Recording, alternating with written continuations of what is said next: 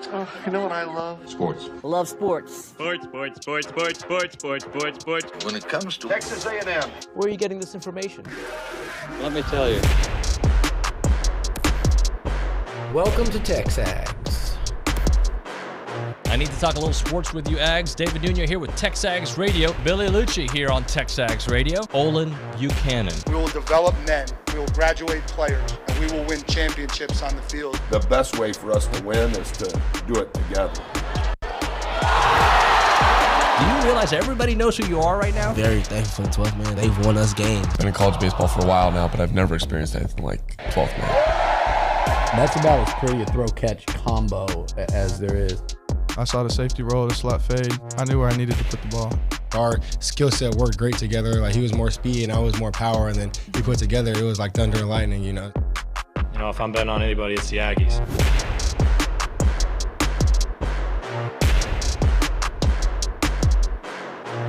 All right, good morning, Bryan College Station. Welcome. Already broke the microphone, Nick. Am I still on? Yeah. Okay, good. Look good, sound good. I don't think you look good. Thank you. What'd you do to the mic? I don't know. I was trying to adjust it, and it popped out of this little socket. I can fix it. Yeah, we'll make it through. I'm a good handyman. Just ask my wife. This is Ryan Brauninger on TexAgs Radio, presented by David Gardner's Jewelers.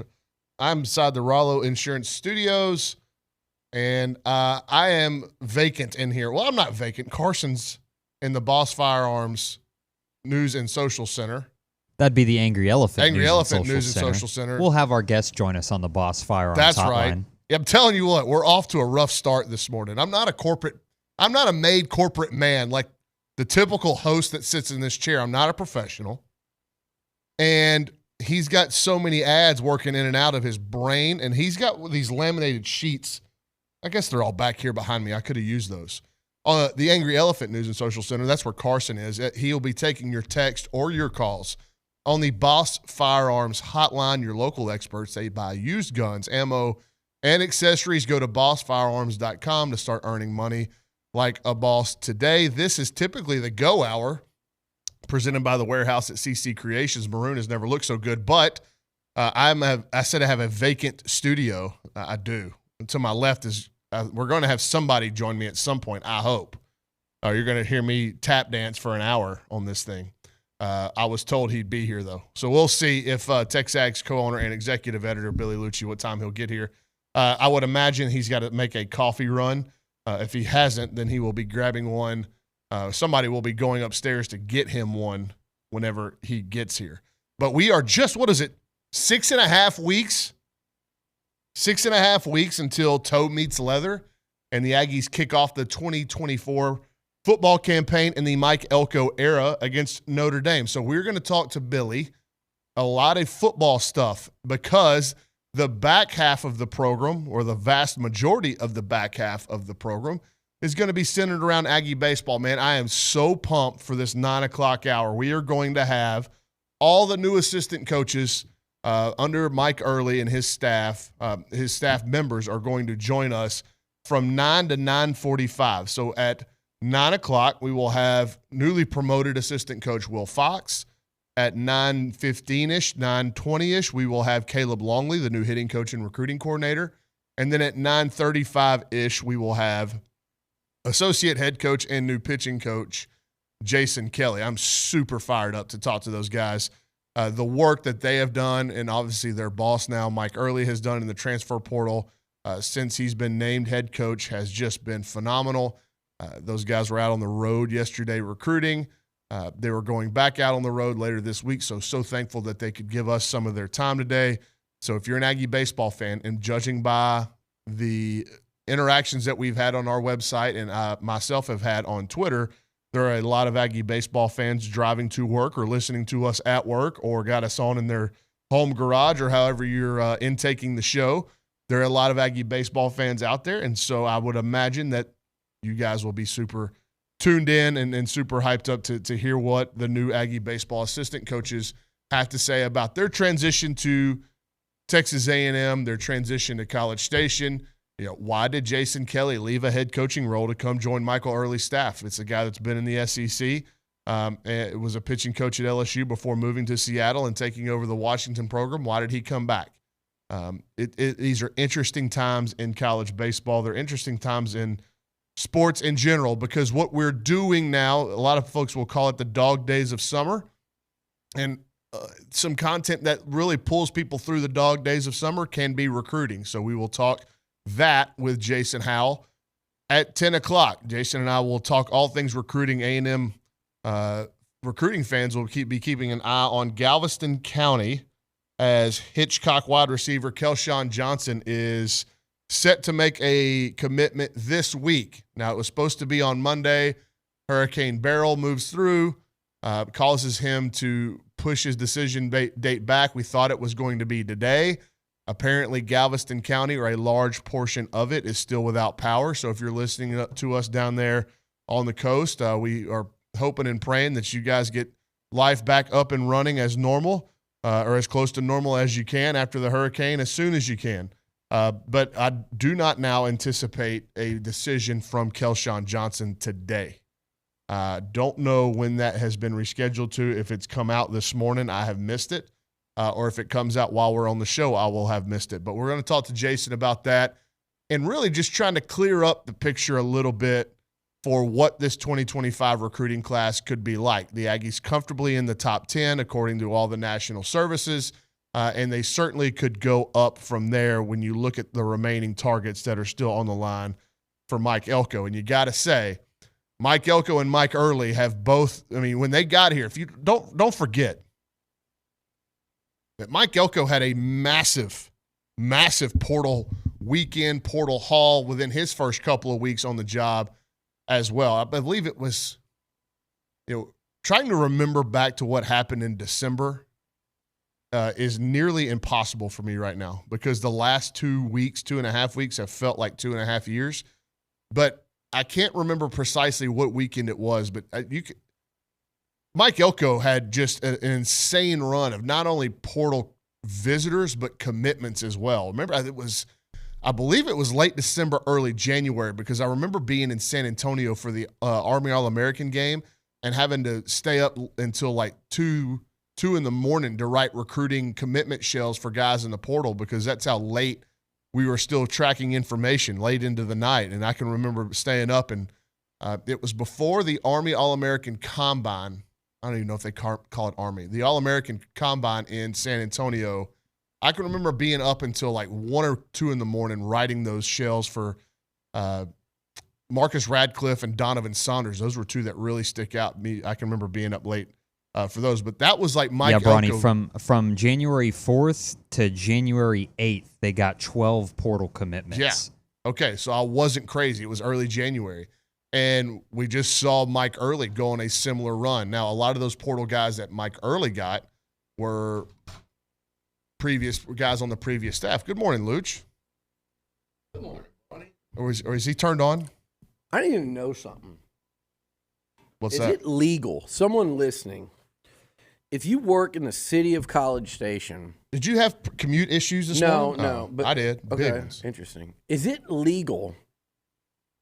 Let's say someone's building out behind your neighborhood and like they're building. Is this a hypothetical or real? It's real. Okay. It's real. They start, I hear the trucks backing up with, the beep, beep, beep, at 3:30 a.m. right behind my backyard. There's just some trees and then they're there. Then they start construction. Okay, they start banging, like destroying like the road, like just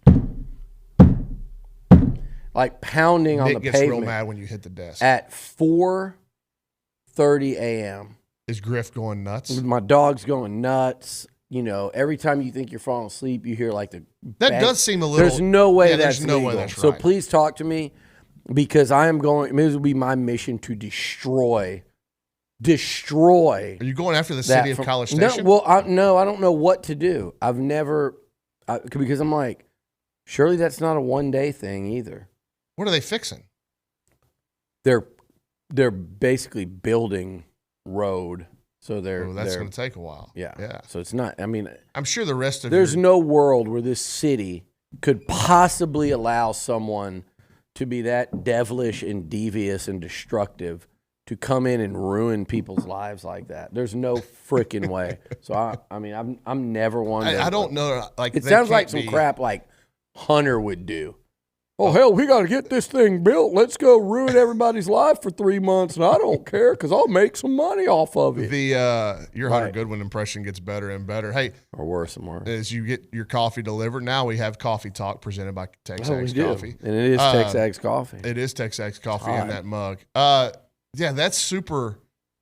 That feels like that can't happen because you're not the only one that's going to be complaining about that. Yeah, the rest of your street, the rest of your neighborhood. It's literally disturbing the peace. Interesting. I'm sure we'll have folks listening that can. That's what I want. Yeah. I want someone to text in and let me know what can be done. Carson, be looking for that. Let's go behind the glass. Nick Savage running the show this morning. Nick, thank you for helping me get off the mat there to start the show. Yeah, of course. You had to get off the mat. What happened? Well, I almost broke the microphone. It popped it out of the little holder here, and then I read the wrong ad. I'm not a made corporate man like David Nuno, who sits in this chair normally. He's very formal, very stiff. So I've already screwed that up this morning. Hey, I'm super pumped to talk about. We're going to talk a lot of football, me and you, but I got Aggie baseball assistants coming in from like 9 to 10. Yeah, I'm excited about that too. And then they've got, I don't know if we're supposed to, it's nothing subscriber related, although all the subscribers will eventually see it, but I don't know if we're talking about it, but they're doing there goes their truck right there. They're doing a cool video production today out at Bluebell. So I don't know what to introduce. No, it's not. I don't know. I'm not. You can't tease that and then just leave it I can vague. Because I don't think it's something that you did something you shouldn't out have there done. yet. Yeah, no. I'm just not going to do it. I'm saying though, they're doing a cool video project out there at Bluebell today. That's part of a bigger project. Oh, so it's not interesting. It's not TexAgs content. It's film work. Okay. So it should be a cool deal. All right. Well, we are just, and by the way, I didn't finish running down the show. So after Jason, he'll get done at 10:30ish, and then we'll have Kendall Rogers on to try to make sense of some of this portal stuff and the coaching carousel that kind of keeps on ticking on. Luch, we're like 6.5 weeks away from toe, meat, and leather, and between now and then, you and Nuno and you and OB and whoever sits in this chair and talks to you is going to break down every single scenario of what this football team is going to look like. You're going to talk about, how do they split carries between Amari Daniels and Reuben Owens and Le'Veon Moss, and who's going to be the center if this guy's the left guard. Like, y'all are going to do the whole thing. Yeah. Can I tell you this? So every time I go on, typically every time I go on one of these radio shows across the country, and I was done quite a few over the last 2 weeks, just the baseball stuff.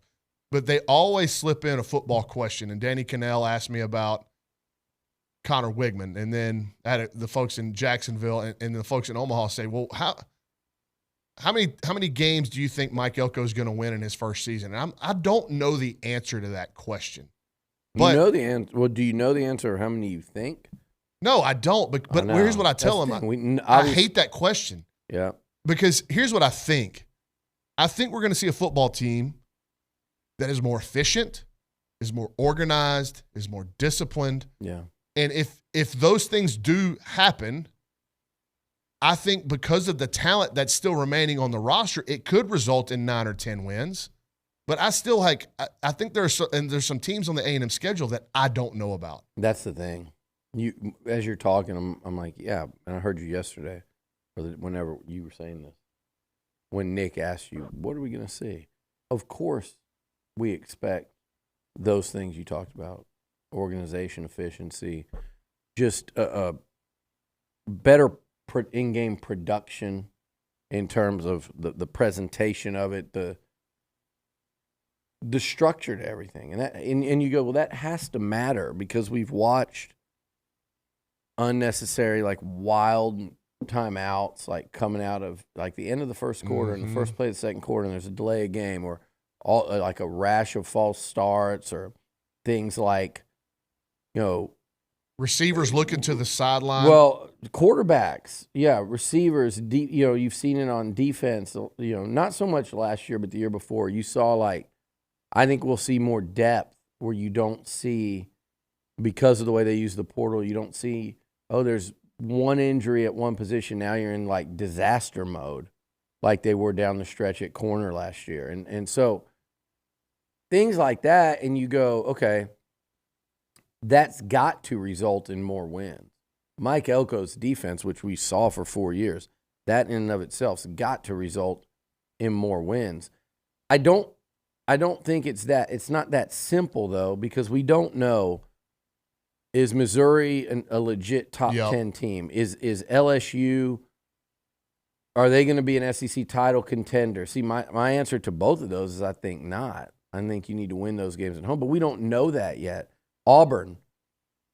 Is Auburn going to be a very dangerous team by season's end? Or are we giving a team they don't have a quarterback? Or are they giving a team with Parker Thune and too much that lost to New Mexico State last year way too much credit because it's Hugh Freeze? Where'd you get Parker Thune?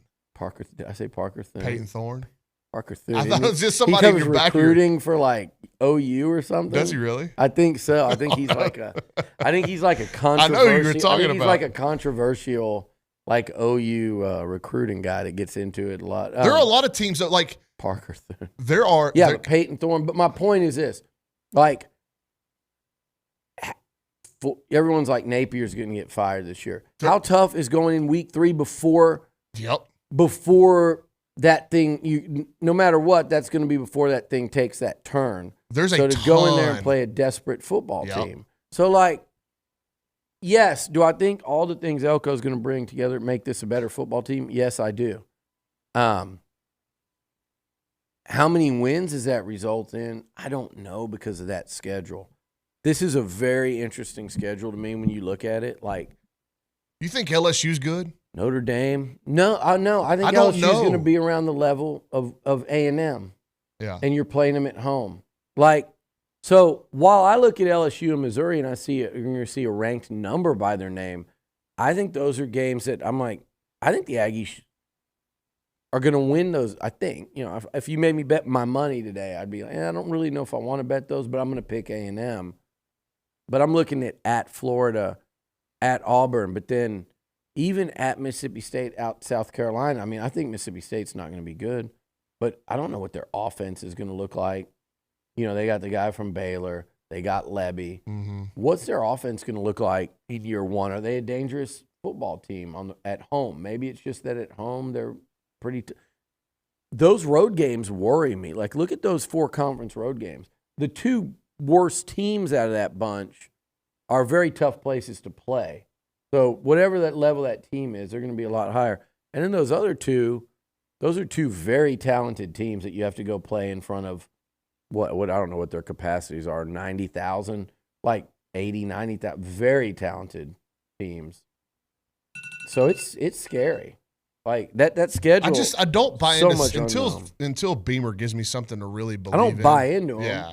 But I'm just saying, if A&M was so bad in that game 2 years ago, and they still almost won it. That Connor was played half the game. But that South Carolina also went in the next couple of weeks and beat the humiliated number 1 or 2 Tennessee with Hendon Hooker, and then they humiliated Clemson. Yeah, that's true. And that to me, but I don't think they're good. Don't get me wrong. To me, I think that's the point that you specifically and me when I have conversations with some of the people that ask me how I think Texas and Oklahoma are going to do coming into the league. It's like, do you realize that the margins are so fine? Like, you can't go on the road. You don't get to go the road. And no disrespect to Baylor, but like, you can't go on the road to Baylor and play your C-plus game and still win. Yeah. That doesn't happen if you go to South Carolina. Well, here's the thing. Or Starkville. Baylor has had some better teams in South Carolina recently. I don't think they are now. But, yeah, you go to South Carolina and Starkville versus, say, Ames, Iowa, and, take your pick, Lawrence, Kansas. You know how people say, well, West Virginia is a really tough place to play. I believe Morgantown is, except it's smaller, and there's a ton of those in the SEC. So, like, if South Carolina and Iowa State are like say there's a metric, and they're both the 29th best team in college football in a given year, and they're both equally as good as each other, you know how much harder it'll be to go into Columbia, South Carolina, and beat a team that you're better than than it would be to go into Ames or Lawrence. And I think even nowadays, even Manhattan, which back in the day, we think of like when I was in college, even you're talking about Michael Bishop, L. Roberson, Darren Sproles, all these guys, like, Bill Snyder. I even think places like Ames, Stillwater. I've been to Stillwater. It's a fun place to watch a game. They're right on top of you there. But like Stillwater, Oklahoma, and even Norman are not intimidating, shake you up environments. Sure, it is for Bedlam on either side. But I mean, just week to week, those are not like, I'm telling you, if I was rating the home field advantage in Norman, Oklahoma, what have they tried to force? What name have they tried to force on that place? Something the Palace. Oh, the Palace. I see certain people on their Twitter try to do that, and then half of them are like, this is the stupidest thing ever. Quit forcing it. I agree with you. But where that would rate right now in terms of intimidating, daunting home field advantages, where would you put that in the SEC? I haven't even thought about it, but I would say they wouldn't be in the top 8. Wherever you put Columbia, Missouri? That was 6. I think they'd be tougher than. But in that range, yeah, tougher than Auburn, tougher than Starkville? No. Oxford? Starkville, maybe Oxford? Starkville. Oxford, I don't think it'd be tougher than.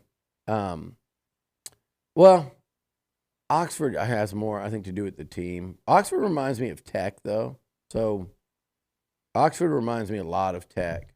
I've never been to a game but in not Norman. Knoxville, not Auburn, not the Swamp, not Death Valley, not Kyle Field, not Alabama, not Athens. I just named 7 just right off the rip. And that's without even us starting to argue the South Carolinas of the world. You mentioned Oxford, Fayetteville. Like, I've been to a game in Fayetteville. I think that's every bit as, if not, it's more daunting, loud, and intimidating. So my point is, yeah, you don't face that in that league, and that is a big difference. But you look at Texas' schedule, and I go, show me what's daunting and scary there on the road. It's Kyle Field in conference. Kyle Field. It's not Vandy. It's Arkansas, and it's they played Arkansas in Arkansas in the last 5 years. Yeah. And then they get OU as a home road conference game in Dallas. So they only are on the road in 3 SEC games, and one of them's Vandy. I mean, that's why their fans don't understand. The other one's 90 miles down the road. Their fans don't understand when I say that is a cakewalk of an SEC schedule. You get, of course, Georgia does not fit in the cakewalk department, but you get Florida at home, which would have been so much tougher on the road. Kentucky at home, which would have been so much tougher. That's one of those games you talk about. You're better than Kentucky. You got more talent. You go across the country and go play on a random Saturday afternoon or night in Lexington. You're biting off more than you bargained for a lot of times. So Mississippi State, same deal. Starkville, no, they're getting them at home. So I think that schedule is as easy as you can get. And I don't know if he probably doesn't if he has Oklahoma's schedule up. Go look at that one, man. Well, let's do that. That thing's daunting. Maybe you can put it together during the break. When we come back, a lot more to get to with Billy Liucci. You're listening to TexAgs Radio. We're presented by David Gardner's Jewelers.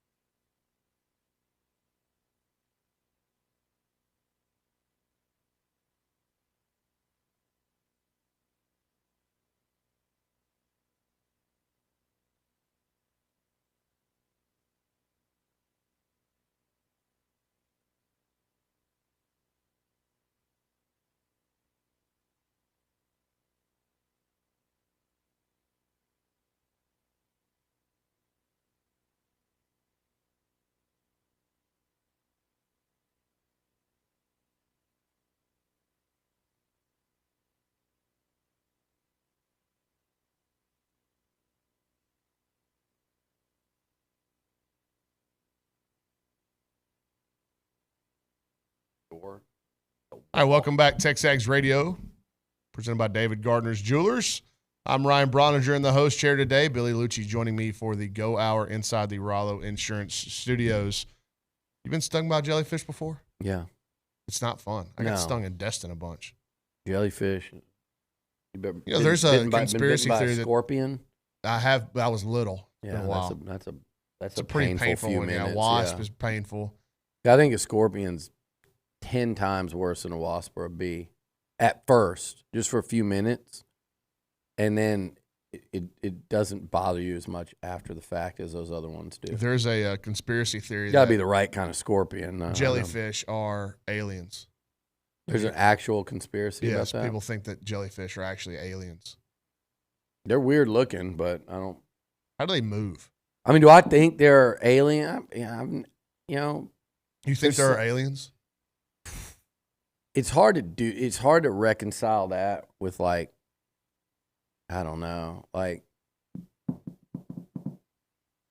don't know if I necessarily. I don't think there are. Yeah. I mean, at this point, we would have public evidence. I think. How could you? Every time that somebody says they see an alien, it's like somebody took the video with the potato cell phone. There's never a clear. They do use the potato cell, but listen. There's enough out there about the government hiding it and stuff, and there's enough nowadays where people talk about it. You get way more of that than you do people trying to convince you of Bigfoot or the Loch Ness Monster or things like that. Do I think there's life in something? I guess so. Isn't it beneficial for the government to make us believe that there's something out there? What? Why? So they can get more money for space exploration and that NASA? Kind of stuff. But it could be twisted in any kind of way. I think you watch too many podcasts. I don't watch hardly any podcasts. You listen to a lot of podcasts. I don't. Yes, you do. You come into the gym every day and go, "Hey, I was listening to Joe Rogan. He said that there's, he said there's aliens. 3 times. He said there's aliens. I don't believe that there are aliens until I see one with these 2 eyes. They ain't coming to Nederland anytime soon. I don't live in Nederland. I hope if they do come to Nederland, I'll get better video quality than I've been seeing on the internet. Did you hear just going back to the beginning of that? No, I don't think jellyfish are aliens. Did you hear yesterday's hypothetical that Nuno got real high and mighty on, and then it turns out he had an emotional reaction and didn't think it through? Would you rather for the rest of your life eat and you only get 2 options. All of your food is real hot, like piping hot, or all of your food is cold. Food and drink. So everything you drink has to be hot, or everything you drink and eat has to be cold. I want to know, first of all, which jackwagon came up with this question and why. I didn't come up with it. I don't remember where I heard it. Okay.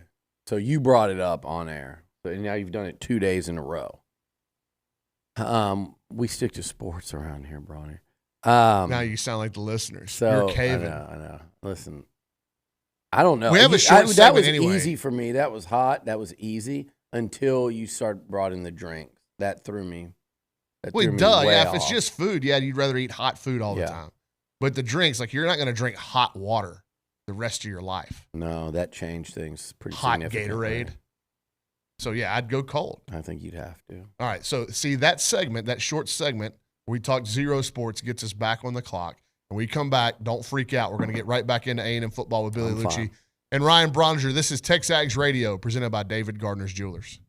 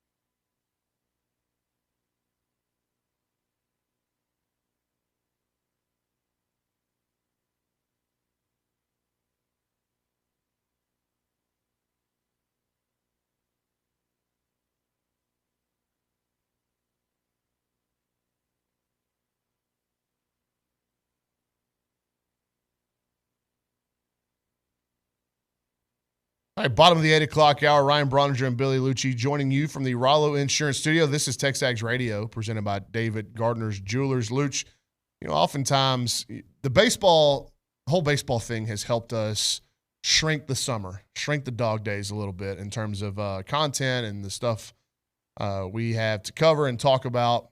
But every now and then, these media days will give you something to latch onto and give you some meat on the summer bone, if you will.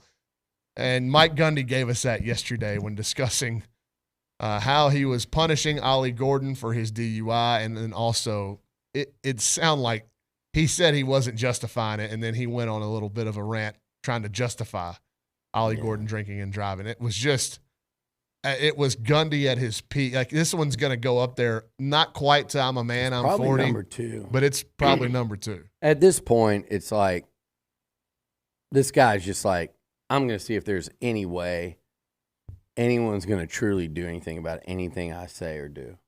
Like, I think I can just get away with whatever I want. I don't care when it's just going to be a day or two of people criticizing me. I just don't care. And on some level, you're like, there's an appreciation for that. But then when he does things like yesterday, like, it's a DUI. Like, that's not. Yeah, I don't think that's of the level, it all depends, like, to me. How drunk were they? I don't think it's of the, like, yeah, of course, yes, it's not as bad as had you gotten into a wreck and hurt or killed somebody or yourself. But the point is, you could have. I get it that raise your hand if you've never driven from kids in college on. Raise your hand if you haven't done that. I know I can't. I'm assuming you can. I'm assuming 90% of our, unless you just don't drink, most people at around that kid's age probably did that. And unfortunately, people of all ages do it. So that's fine if a lot of people do it. It doesn't make it less wrong. It doesn't make it less dangerous. I get what he's saying about, what am I going to do, suspend him one game? What does that do? What that does is it sets a precedent. So the next time someone does it and they just destroy somebody's property, is that where we go? Like, you wreck into somebody's car? Does that warrant the 1-game suspension? Or is it when you get arrested? So if you're an athlete and you go beat up a woman, do you get the suspension based on how badly you hurt her? Well, he hit her, but she took the punch really well. It's not a nothing degree. Happened. Yeah, so it's not to a degree thing. No, you're arrested. You have to black and white this thing. Yeah, to me, you're arrested for breaking the law. You should be suspended, or at least. I don't think every arrest should result in a suspension. Maybe it should, but if you get arrested for having weed, which the NCAA just took off their banned substance list. Yeah, so. Not legal, but yeah, it's legal in a lot of states. Like, to me, there's some gray areas there, but, like, again, I see what he's trying to say. He said it so poorly and so badly, and I do disagree. There should be punishment for that, because that is a crime that, you could. And by the way, he looked drunk, Gundy, and I'm not a forensic guy that can sit, but I'm looking at that picture. He looked pretty drunk to me, whatever. Well, but my point is, I've seen college athletic directors on TV drunk. But not driving. Where do you put it with the driving? For sure. It's worse. And for him to go out and say, just suspend the guy for one. I've seen Oklahoma State's schedule. I know what one game would look like on that schedule. They don't play anybody. Suspend him for one game. But you can't. When they ask you what the hell you're going to suspend him, run him 50 times. That again. Come on, dude. This is Mike Gundy just going, dude. I don't care. What are you going to do to me? I've outlasted T. Boone Pickens. Like, he has, right? Yeah. I've outlasted T. Boone. The AD has wanted to get rid of me for however long, 10, 15 years. They haven't done it yet. I'm here. I'm stuck here. I've passed up too many jobs. You're stuck with me. there are things to like about Mike Gundy. Like his success at that place is remarkable. There are things to like about him. I'll bet a lot of people in the profession, like just sitting around with him, like him. He's probably a pretty like entertaining dude to hang out with. I don't know if he's like a really good person or not. He seems like a good family man. Like there are things to like about him, but his handling of situations like this and just his ability to just say, I don't give a damn because what the hell are you going to do to me is remarkable. And on some ways you go, man, in a world where no one can do that, I'll give you some credit. But on the other hand, it's like, come on, man, like just he could have made his point differently. On some level, give a damn about what you say and how you discipline guys. Well, and how you're representing your program. And let me say this. I think I'm going to be a bigger fan of the new look Big 12 than I was of what it looked like last year. I think it's a fun, entertaining conference that spans a bunch of different time zones. Mm-hmm. You're going to have some interesting matchups. And with the coaching now in the league, like Willie Fritz at Houston, like I think there's going to be a lot of fun late night Big 12 games on for you to watch, kind of like it was the old Big 12 when A&M was in it. I was thinking the old WAC, the WAC conference, like the old days of San Diego State and Marshall Faulk versus BYU and Detmer and Lavelle Edwards and just those late night West Coast games that just got super, super crazy, high scoring. Wyoming was involved in a lot of, just the craziness out there out west.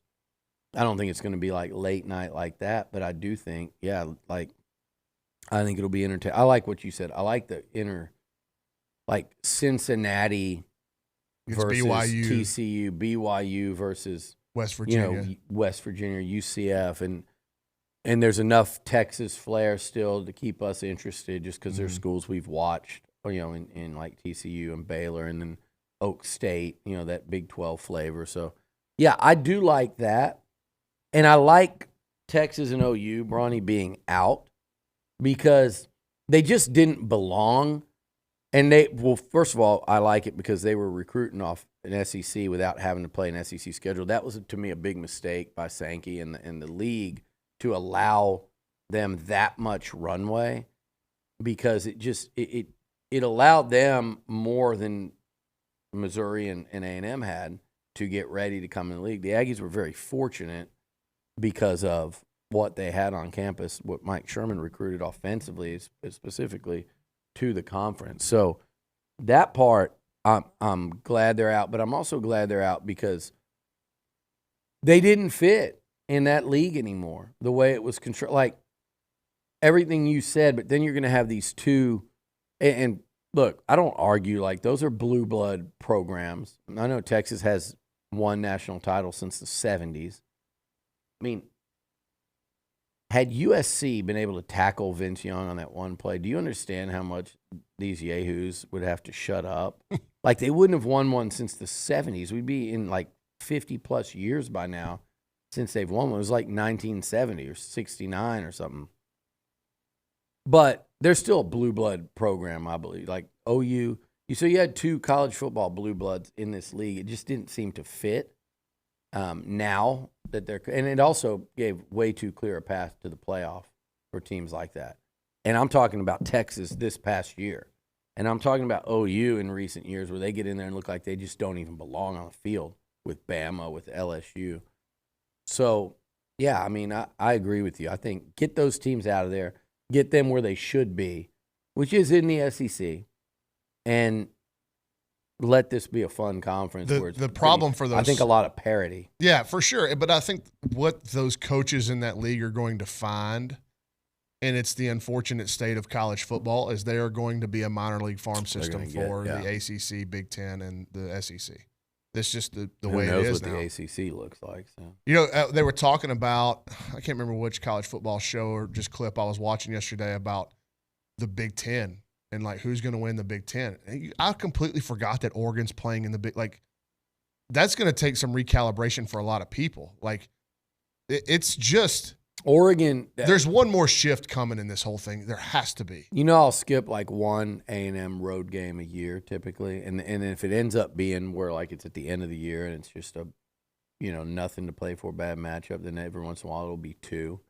We're sending 4 or 5 people. Like I looked at the schedule and I was like, damn, that was so tempting. Do not do the South Carolina where you've done it X number of times, and go. I wanted to go Michigan, Oregon. Kind of had some connections at both of those teams. Michigan, Oregon in the Big House in early November. And then if the Lions would have been at home the next day, and they weren't. Yeah. But that Michigan, Oregon in the Big House, I mean, that's one of the biggest games in the Big Ten this year, without question. So I don't know. I don't think Michigan. I think they'll be fine. I don't think And they'll beat Texas. I don't need. If they do, Texas is going to have some problems. And that's crazy to say. They're the defending national champs, but they're the defending national champs without head coach, quarterback, star running back, and a ton of other dudes on that team. Mm-hmm. That is if they lose that football game, Texas might go 8-4. Yep. All right. When we come back, we'll close the Go Hour. You're listening to TexAgs Radio, presented by David Gardner's Jewelers.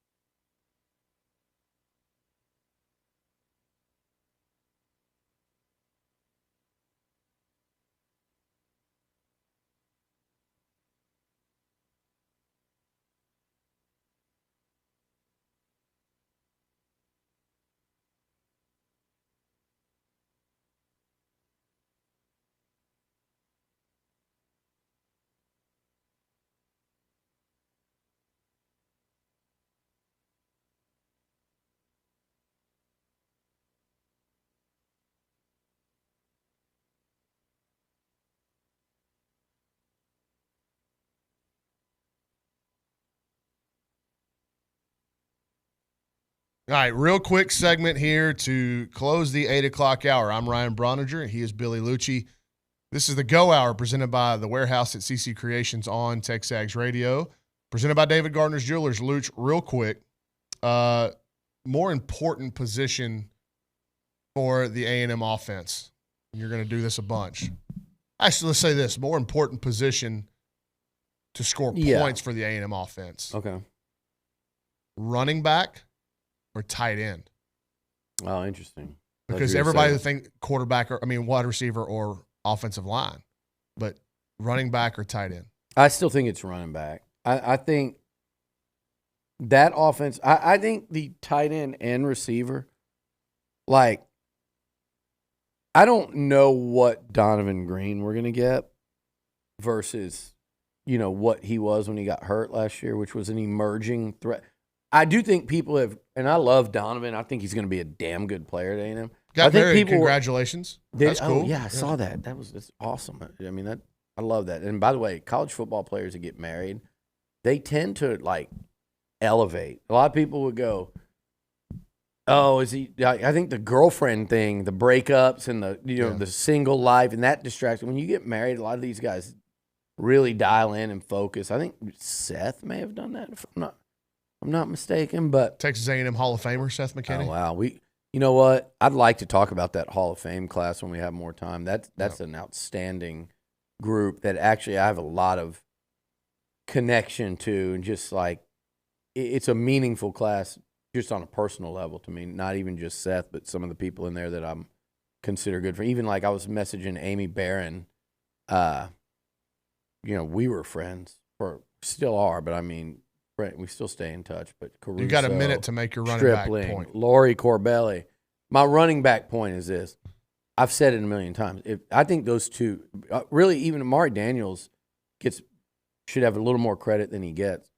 But that stable, and especially Le'Veon and Ruben and their upside potential, if they can run the football successfully in Colin Klein's offense with a running threat at quarterback, if they can do that, I think it's going to really open things up for Klein, the play caller, to where you're going to get, when we're asking about these tight ends, Trey Watson, Donovan, Theo, and these receivers, that maybe on paper you go, where's the first, second round guys? Because that's what everybody else has. But I think the play calling will open things up for those guys. All right, Luch, appreciate you coming in this morning. That's Billy Liucci. I'm Ryan Brauninger. We turn the page to baseball when we come back. You're listening to TexAgs Radio, presented by David Gardner's Jewelers.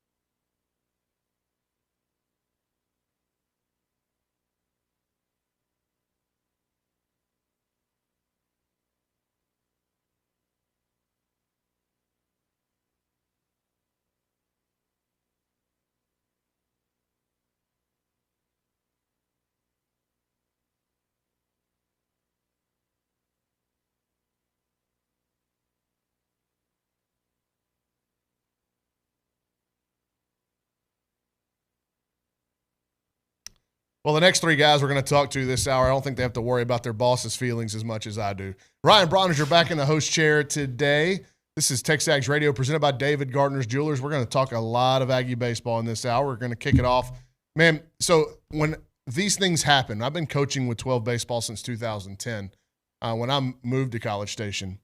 And at the time, we had a young infielder from Montgomery who could really, really field ground balls and was really slick. And he signs with TCU out of high school, goes to junior college, ends up at McNeese, where my alma mater, and has a great career there and starts to cut his teeth in the coaching world. And you look up, what is that now, 15 years later, 14 years later, and now he's an assistant coach at Texas A&M. So these kind of things make me really proud. They also make me feel a little bit old. But we have Texas Aggie, now assistant coach, Will Fox, here in studio with us. Dude, I'm so happy for you. Congratulations. Let's talk about this. So you've been at A&M for 5 years, but you've been coaching for how long now? This will be my 8th season. So eight years. And that's a pretty quick rise through the ranks. What have you learned about yourself as a coach compared to yourself as a player throughout this journey in the coaching world? Well, to start it off, you talking about making yourself feel old. You just kind of made me start to get to their feel old stage. But man, I've learned a lot. Played at McNeese, as you said, and then I kind of just moved smoothly into that transition as a coach. And actually, my second year there, you say as an infielder, I worked with the pitchers. So I had to learn a lot about myself and a lot about the game of baseball in that year. And then going forward, I've been the player development analytics role here for a couple years, and I've got to work under some great coaches. And obviously the last 3 years have been the best with working under Mike on a daily basis. Yeah. So I've learned a lot, still got a lot to go. So I know that you guys lose in Omaha, it's a whirlwind. But when Mike gets this job, and you and Mike had just formed such a bond and relationship over, especially with, feels like the last 12 months, it's been like really tight. Like when he called you and said, hey, I want you on staff, what was your reaction to getting to stay here, but also your family's reaction to not having to pick up roots and try to find somewhere else to live? Well, it was an immediate yes, as you can probably already know. But as for my family, I grew up 45 minutes down the road in Montgomery. They were fired up. My wife's family is from College Station, grandparents, parents, so they were pretty fired up as well. Not only to keep me, but to keep the grandchildren. Yeah, that's the most important thing. All right, so now talk to me how your role will expand. You worked a lot with the infielders as it was, but now, like as an assistant, your role expands to being with them day to day, wherever they want to go, and you can be with them. But also on the recruiting front, and I know you just got back late last night from Melissa. Yep. I think that was your first official recruiting event, like as an A&M full-time coach. Yeah, that was my first as an assistant coach. I went last year for a 2-week stretch to Atlanta, but I worked a lot with the infielders last year, but now I'm full-time. I'm full go with them, and then I'll obviously keep my same routine with Mike and Caleb and the hitters. So we're a pretty united front in the cages. And then as for the recruiting front, you said I just got back from Melissa, fired up to get out there, fired up to, go get new Aggies. What's the reception been like? Great. I already know a lot of assistants out there. So, seeing them yesterday was like kind of the first hoorah out there. And it was all good. So have you thought about how you'll be as a full-time recruiter, or is it something that you think is going to be pretty natural for you? I think it's going to be a pretty smooth transition. I know what a good player looks like. I know what a player that Mike likes looks like. So I think it'll be a pretty easy transition. And how have you built – so baseball, much like every other sport, I feel like everybody's a thief. Right? So you take stuff from other coaches. It's kind of a copycat deal. When you have built out your infield routines, whether it be pre-practice or in practice, how much of that is you and how much of that is stuff that you've picked up along the way?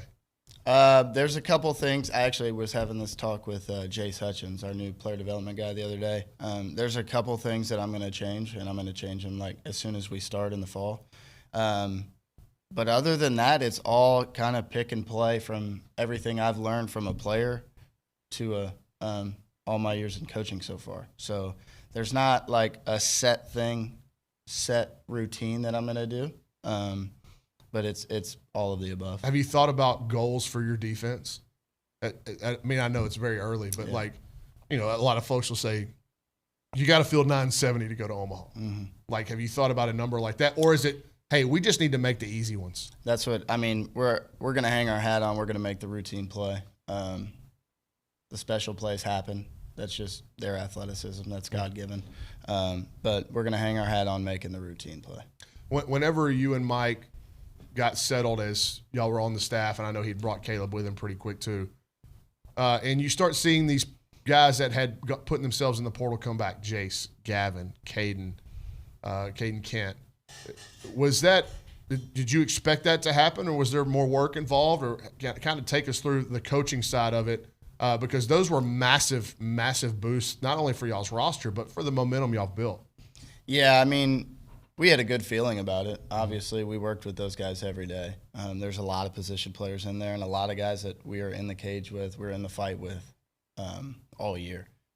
So we had a really, really good rep with them, and they obviously made the decision to come back, and we couldn't be more fired up. Well, and too, like Caden Kent, for instance, just the run he went on the last 3 weeks of the season was – he always had that in there. And, like, that's a guy that you'd worked hand in hand with every day.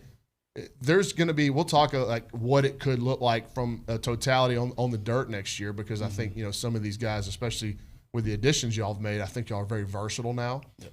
But, you know, Caden Kent, as an everyday player in the infield, like, what are his strengths? Like, what have you seen out of him, maybe just beyond those 3 weeks that we saw him just stand out in Omaha in the Super? I think that kind of speaks to the kid that he is, what he did in the postseason. Like, he's got so much fight that, I mean, he's going to will it to get done. He's also very skilled. So it's not just like he's, this hard-nosed player. Like, he's hard-nosed, but he's also a really good player. So I think that's kind of what you saw. And then obviously a guy like Krahovic coming back too, that solidifies another dirt spot for us. Mm-hmm. So I'm fired up to get going with him. Well, and like with Gavin and really Caden too, like the more they play, the better they're going to get. But for Gavin, like you saw the transformation in Trevor Werner in like year 2 being a full-time third baseman. For an A&M fan, do you think that they can expect a similar type of jump defensively for Gavin? Yes. I mean, I think that guy is, you know, he's a freak. He's a really good player. He's super tooled up. But he came in as a utility, outfield, shortstop, like all over the place, never really played third base. So for him to never really play third base in the fall, just go to work, put his nose to the dirt and just say, like, this is my spot. Mm-hmm. I think it shows he's got some serious, like, sky's the limit for that guy. Do you believe Caden Kent can be an everyday shortstop? 100%. Yep, 100%. Can you go to Omaha with Caden Kent as your shortstop? No doubt about it. Well, and I think that was one of the questions, like, when he was out there. And, like, y'all have said, y'all don't hold it against these kids. It was an insurance policy. Mike said it in his introductory press conference. One bit. Yeah, but Caden, I'm sure, was looking for an opportunity. Like, hey, man, like, I believe that I'm an everyday shortstop. And I think y'all told him back, yeah, we believe you are too. Yeah, we want it to happen. We want it to happen. I'd like to go to Omaha with him again. Well, and I think for Caden too, he's a kid that I don't care what the number, like he could go run a 60, and then you could measure the exit velo and you can measure the arm strength, which he's got a good arm. Yeah. But whatever the measurements are, when the lights go on, those tick up a notch. Yeah. And I think there's something to be said for having that guy playing in the middle of your defense, whether it be behind the dish, in center field, short, or second base. Captain. Yeah. Yeah. He has everything. Like I said, he's got the I'm going to will this to happen, but he's also super skilled. Mm-hmm. So, like, when those two things merge, man, that's when, like, what you saw in the postseason, that's when stuff like that happens. Have y'all discussed your role with the offense? I know you'll be in the cage with Mike and Caleb, but, you know, how will it look like from a base coaching perspective? Who's going to call the offense? Have y'all talked about anything? We haven't talked about running the offense. I'm sure Mike will run the offense, but I will be out of the dugout at third base. Okay. Sure. Cool. We found that out a couple days ago. Yeah. And then there's responsibility that comes with that. You watch Nolan do it for a couple of years. How much of your playing days come back to coaching bases? Because you have to plan ahead. 1,000%. It's a feel deal. Like when you're coaching third, there's a lot of like game feel, and being a shortstop, being in the middle of the field my whole career, I think it'll be a pretty smooth transition. What's it been like getting to know Caleb Longley and Jason Kelly? I knew Caleb a little bit before this.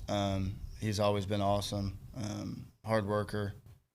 Really found out how hard right now, going through all this. And then JK, he came in about a week ago, so we tried to break it down a little bit. He had to get out. I had to get out to Melissa, so I'm excited to break it down a little bit more with him. How much – is there a light at the end of the tunnel yet in terms of like, hey, this thing is going to slow down? Because I think the goal is to get the roster set, and then you guys can maybe take a little bit of a vacation. Yeah, it's going to slow down. It's never going to stop. But we're getting there.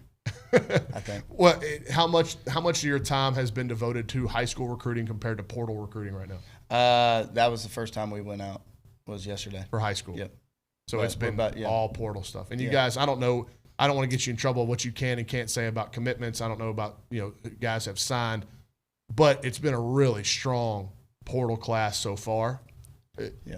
What are your guys' thoughts on what you've done and where you could go, in just terms of like the quality you're bringing in? I mean, it's been really fun, honestly. Getting to know the staff as we're having visits and doing all that. It's been a whirlwind. It's been treading water a little bit. Mm-hmm. But man, we're a united front already. It's been good. The player or the promotions of Jace Hutchins and Jack Mahala, how important are those guys to what y'all are wanting to do? Huge. I mean, Jace was kind of the reason the pitching staff all stayed together through this ordeal we had. I mean, he really held it together. And then Mahala is, I mean, I wish I could have the words to dig into what that guy does, but it's massive for our pitching staff and for our hitters in scouting reports and that sort of thing. One of the things I didn't probably give enough credit to throughout last season was how much work he did went into y'all's game plans. Like massive. That guy, and it was imperative for Mike to keep him. Massive. Yeah, and so like, what can you tell us? What Jack, does he just sit in front of a computer and chart games, and then how does his daily process go? You're gonna have to get this guy on here. Really? Let you know. I mean, it's that in depth. Like he's just really good at what he does, pitching and hitting side of things. He breaks it down and dumbs it down for people like me and Mike, and he does all the smart stuff. But it's super impressive, and we had to have it back. And you mentioned Jace Hutchins being such a key cog in keeping the pitchers here, but there was a week when this place had nobody, except for Jason Hutchins. Yep. And can you speak to what Hutch is? I mean, Mike said that the Hutchins family is baseball royalty to him. 1,000%. And I went over there during the transition when they didn't know who the coach was going to be.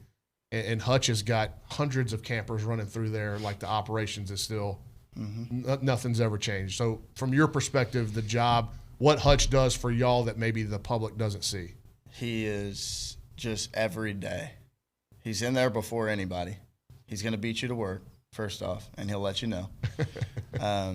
But, man, he does everything. From the camp perspective, I felt worse about the whole thing with the camp stuff because I've been working camps with him for 5 years. So I know I know how much it takes to like set them up just in general, not only to set them up, but then he has to run them. Now he has a lot of help with the high school coaches and players around here, but that guy does it all. Going forward now, what are you itching to do the most? Is it to get back on the recruiting trail? Is it to get the guy, like set the roster, or is it day one of fall practice? Like, what are you looking forward to the most now as a full-time assistant coach? Obviously the recruiting it's fun, man. It's fun to go out there and try to find the new Aggies, but I'm ready to get this team on campus, have our first team meeting, and just set the tone. What do you think that first team meeting is going to be like? Because there was so much turmoil. It was legitimately, man, I'm just going to tell you, I've been doing this analyst job covering football and baseball since 2015. There are 2 weeks in the last 6 months that stand out for me, maybe 8 months, that stand out for me as the wildest of my career. It was the Mike Elko, Mark Stoops football coach thing. And then it was the final series in Omaha to the coaching transition, the portal. Like, this has been crazy. But when you guys get Jace, Gavin, Schott, Sorrell back in that first team meeting, like, I feel like there's going to be a lot of happy guys, no doubt, but there's going to be a lot of hungry guys too, because the goal wasn't to get to the final and lose. So, like, have you thought about that first team meeting? And it might be hard for like Mike to because Mike's gonna be fired up. Yeah, there's gonna be a lot of happy dudes, just to be all back together. Like, it may take a while for him to kind of shut up and let us start the meeting, to be honest with you. Schott being the ringleader naturally. But yeah, there's going to be a hungry team in there too. I think they're going to be itching to get after it. We're going to have to like slow it down a little bit because obviously we're going to be excited to get after it too. Yeah. My first SEC assistant job, Mike's first head job, like, we're going to be excited too, but we're going to have to slow down and obviously the end goal in mind. But hungry. Right. Dude, I'm super proud of you. I mean, I remember hitting you ground balls at Brian Bachman Park, and watch your lips on those ground balls. But you could pick them and throw them, and then I watched your career, and then at McNeese, and then to see you here, dude, super proud of you. I appreciate it. Yeah, man, congratulations. All right, that's new Aggie baseball assistant Will Fox. When we come back on the other side of the break, we'll welcome in a real newbie, Caleb Longley, who's coming over from Texas, but is making a name for himself in the college baseball world. You're listening to TexAgs Radio, presented by David Gardner's Jewelers.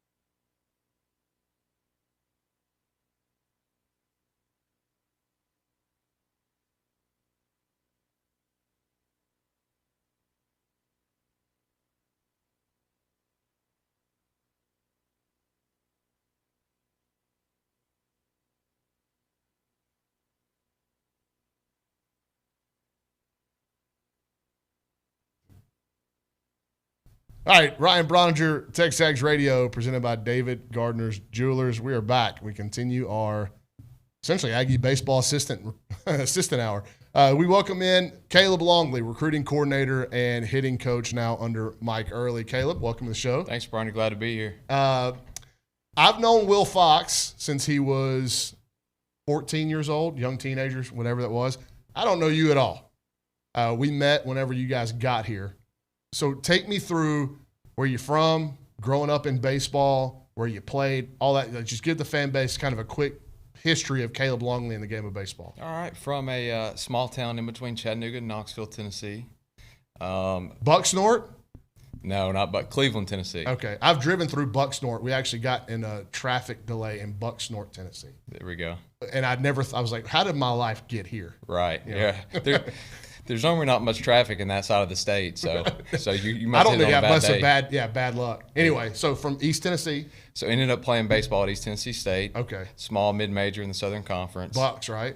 The Bucks. Yeah. Didn't really get good until my last year, made some changes, and that's kind of what led me down this whole coaching path. And then from there, I got hired by a guy named Michael Early at Arizona State. So I didn't know that was your first job. First job. He's the first guy to bring me in. It's crazy how it all went down because I didn't know Mike.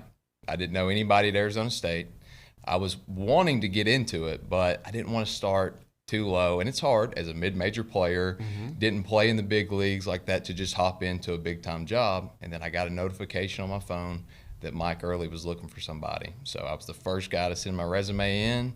We got on the phone soon. He hired me at 23 years old to assist him out there at Arizona State, and here we are. So that's crazy. I didn't know that y'all, like, it was that. So what was the introduction? I guess y'all had a mutual connection? No mutual connection. Just got that Twitter notification. I didn't follow him, nothing. I don't know why it sent a notification to my phone that he was looking for somebody, but I had a resume ready, sent it over to him, answered a few questions. We get on the phone. I got on the phone with Tracy Smith, the head coach, and we got running. So a guy from East Tennessee starts his college baseball tour in Tempe, Arizona.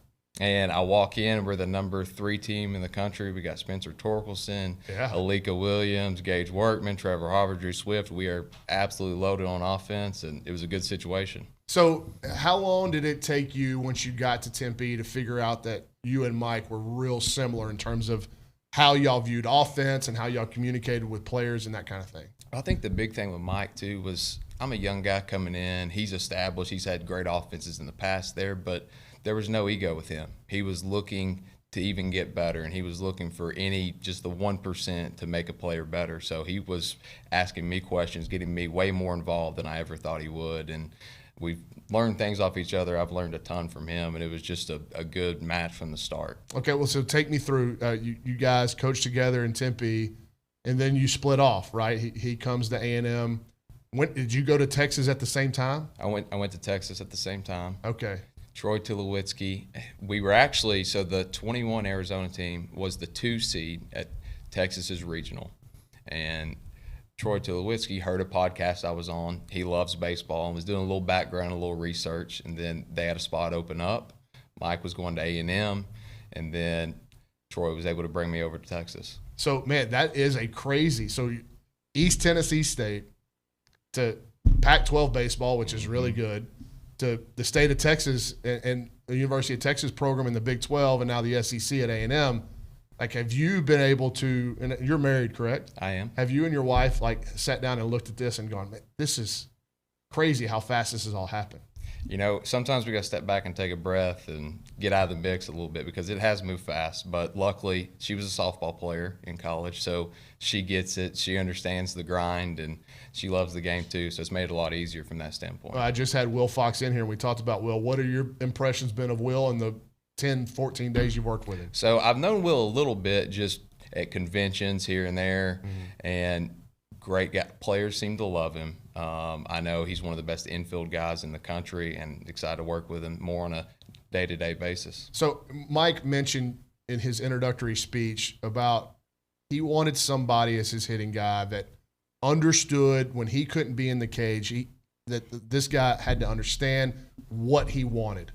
So what is it that you are able to bring to the table when Mike's not around? Like, Why does he trust you so much with that responsibility? Well, I think too, like neither one of us are married to any hitting school. We don't have one hitting philosophy. It's about making each individual guy their best, get them to reach their potential. And there's no shortcuts. Like neither one of us think we, have it all figured out. So we've always been very competitive. My offense is at Texas. His offense is here. We've always kind of compared and checked notes. I've always checked his box scores to see how he was doing.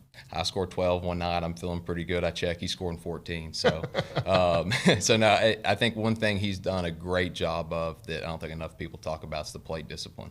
That was my next question is like, how big of a role does that play with you? Because look, I've talked to Mike a bunch over the last 3 years, and now I don't expect anything to change with him as the head coach, but it's difficult, really difficult to practice. It's very easy to say.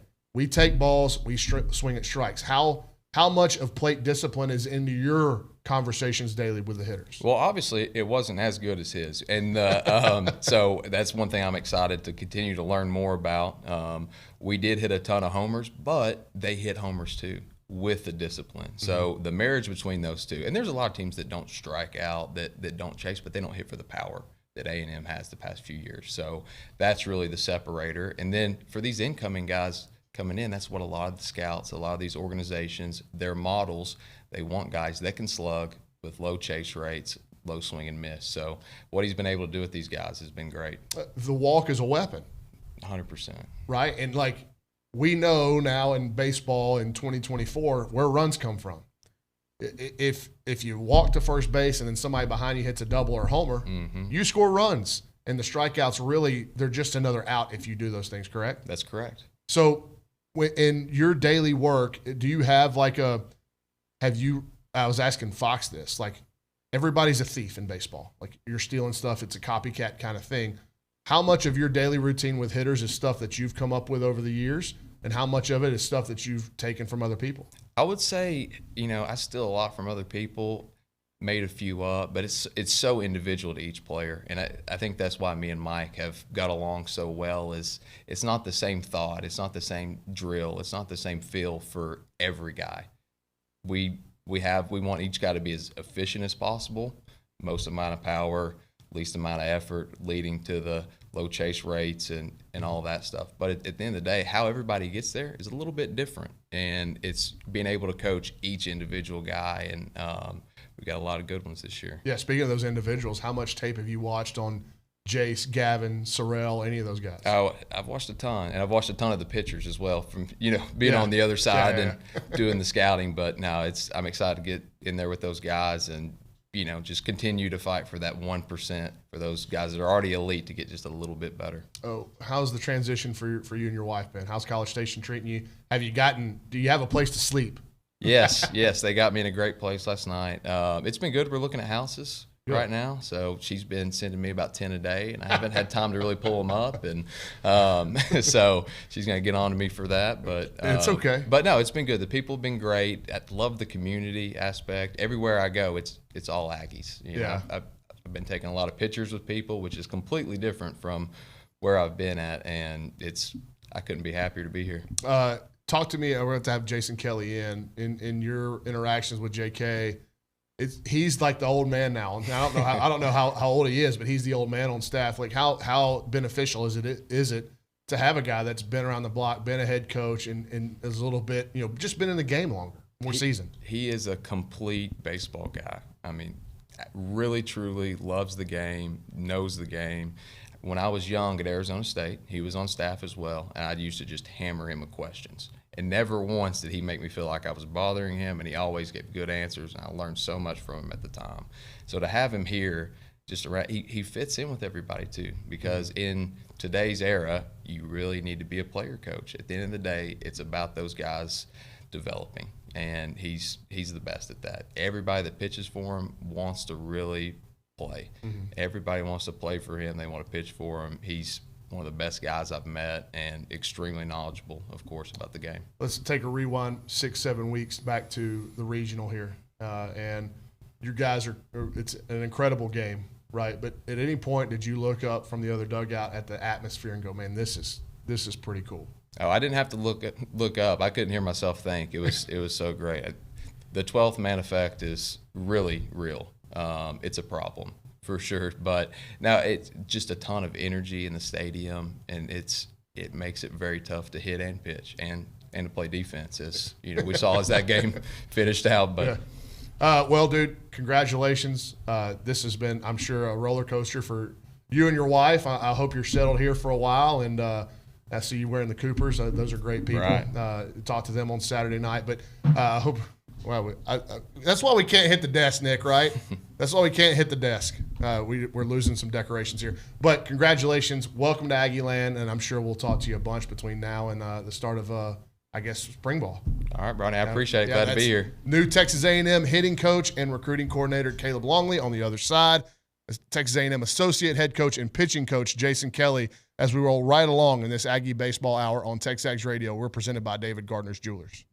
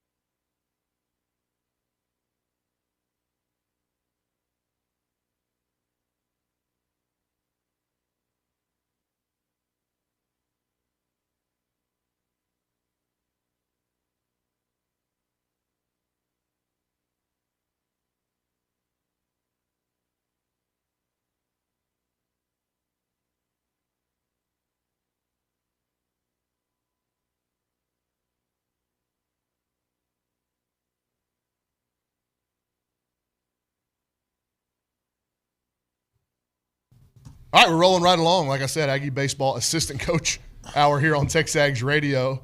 Ryan Brauninger in the host chair today. We're presented by David Gardner's Jewelers inside the Rollo Insurance Studio, where we welcome Associate Head Coach and Pitching Coach Jason Kelly.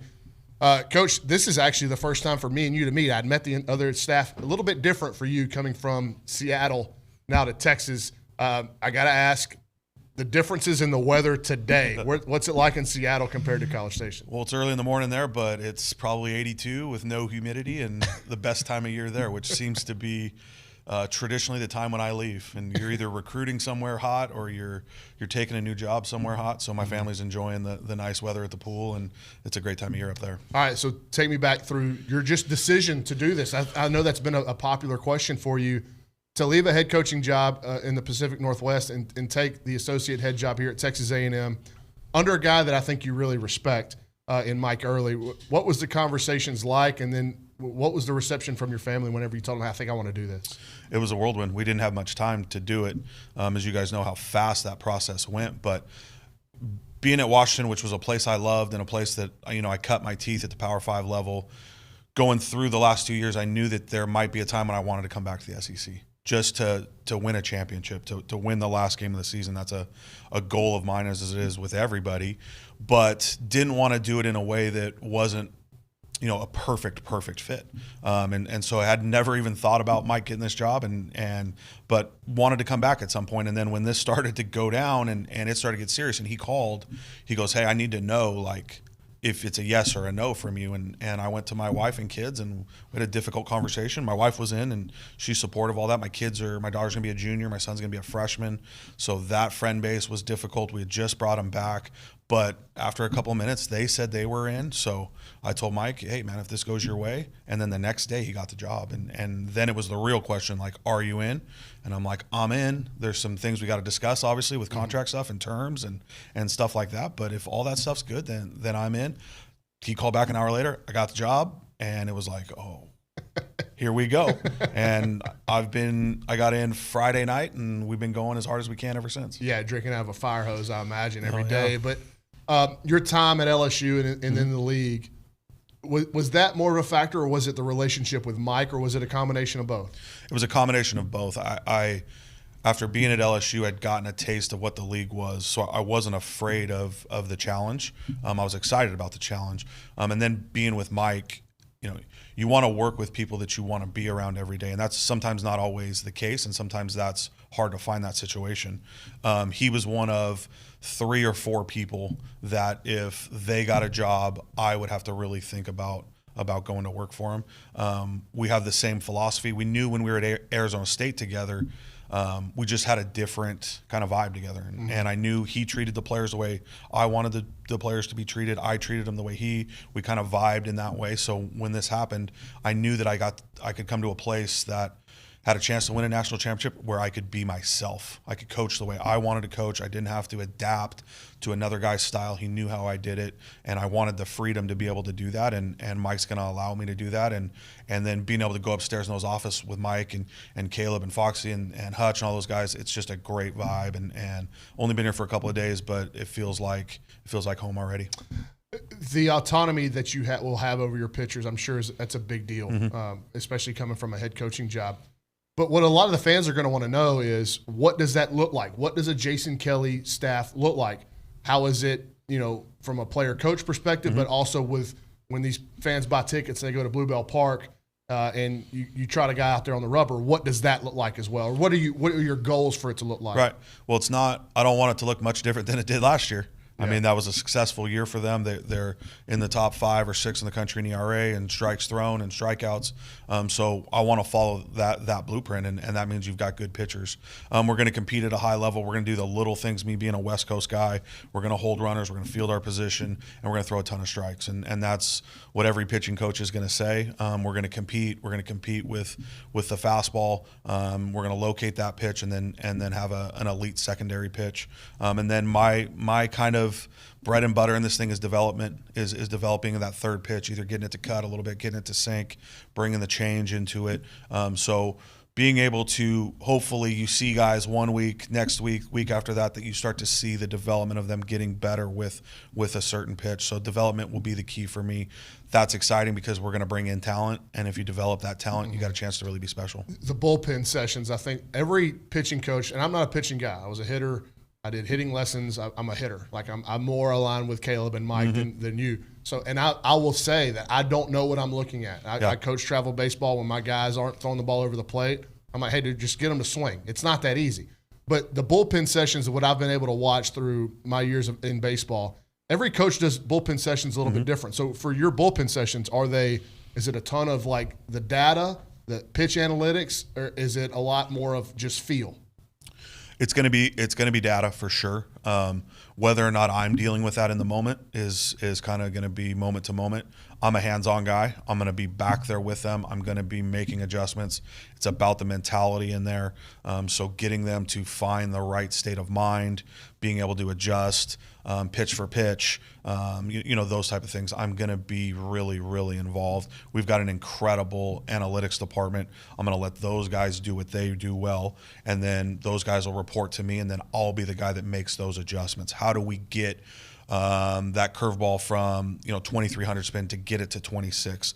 That's where I step in, and when those guys are kind of pointing you in the right direction, it also creates some separation for the players. They know that they can go to certain people and get some data information and see what they're doing, but also come to me and get a different vibe of, I get it, great, you're spinning at 2800, that's awesome, but how do we get people out with that? That becomes my job. So working together and already being with those guys up there, they do a great job. So I think it's going to be a really good kind of culmination of good people. Yeah, like they say, what can be measured can be improved. Yes, right? Exactly. But there's also, I love that, I'm sure you saw it on the Washington Nationals bullpen, the sign, we don't care how hard you throw a ball for. Yeah. So looking at this A&M, have you been able to dive into the guys that are coming back? Have you looked at any of the profiles of the guys that will be on the roster next year? I know how difficult this week has probably been, but have you looked at anything like that? I've dug in a little bit. Most of my work on digging in has been with incoming guys coming in from the portal over the last couple of days. I've talked to almost everybody. We've had communication, so I know what they do, and I've gotten a good breakdown from the coaching staff on kind of where each guy needs to go, that next step that they feel. Incredibly talented.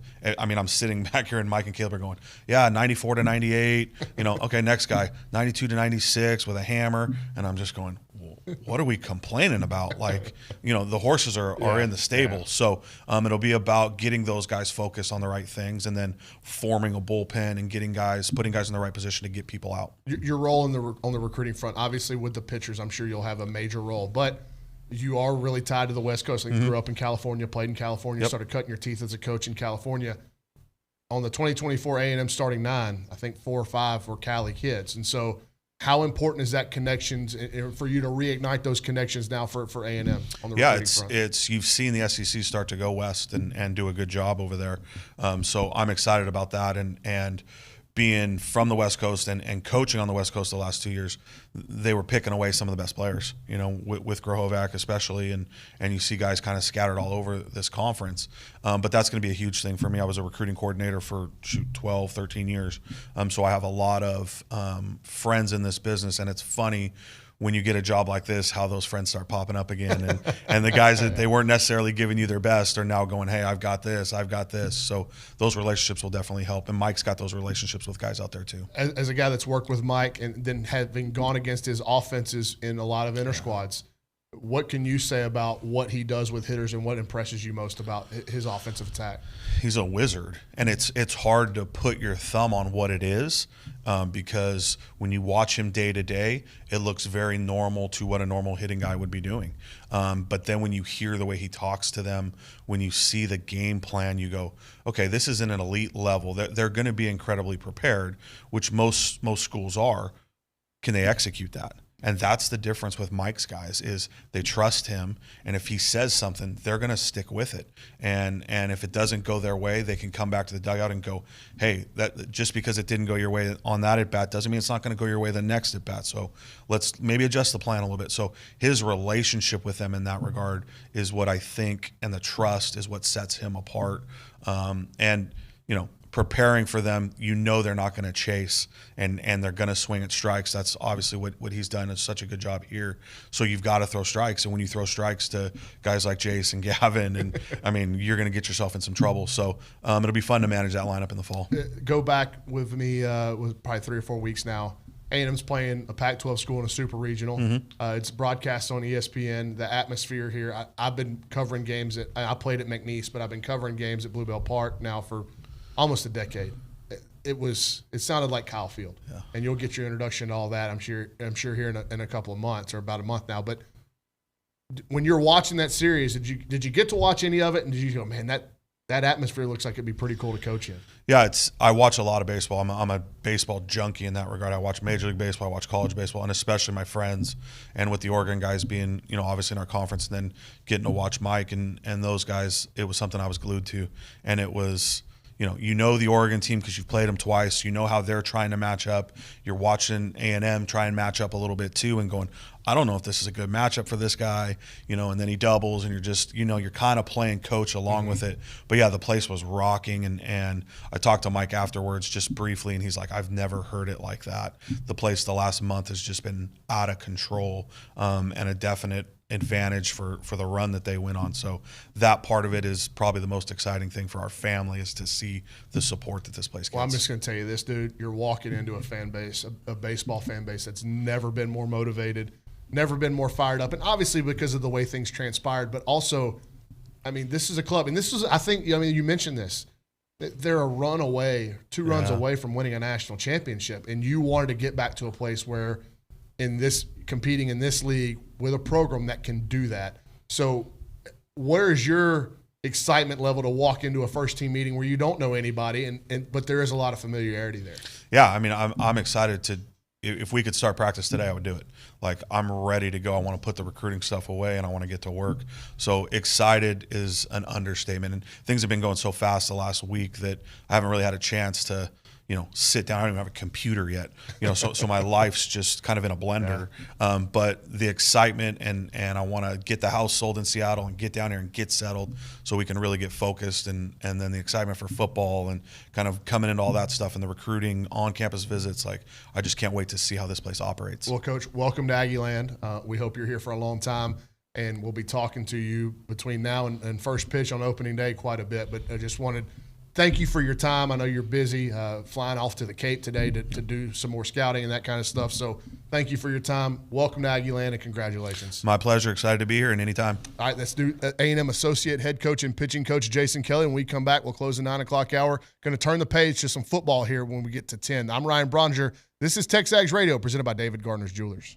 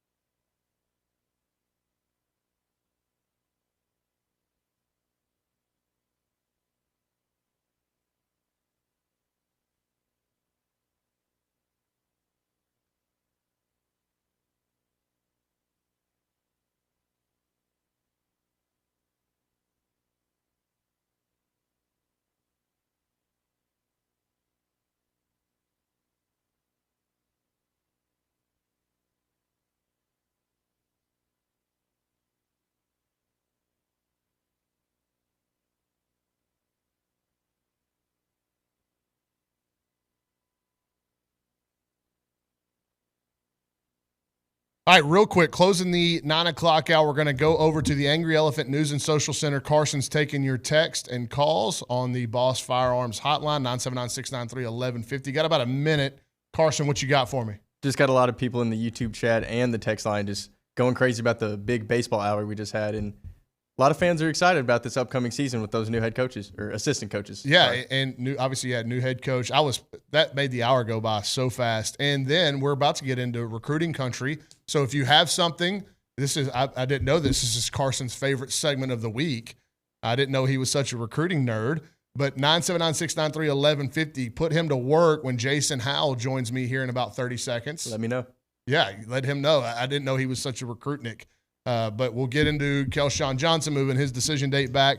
A&M went on a recent run here this summer of a lot of commitments, and they've got a big pool party coming up. So on the other side of the break, recruiting country with Jason Howell. Then we'll close the 10 o'clock hour with Kendall Rogers of D1 Baseball. You're listening to TexAgs Radio, presented by David Gardner's Jewelers.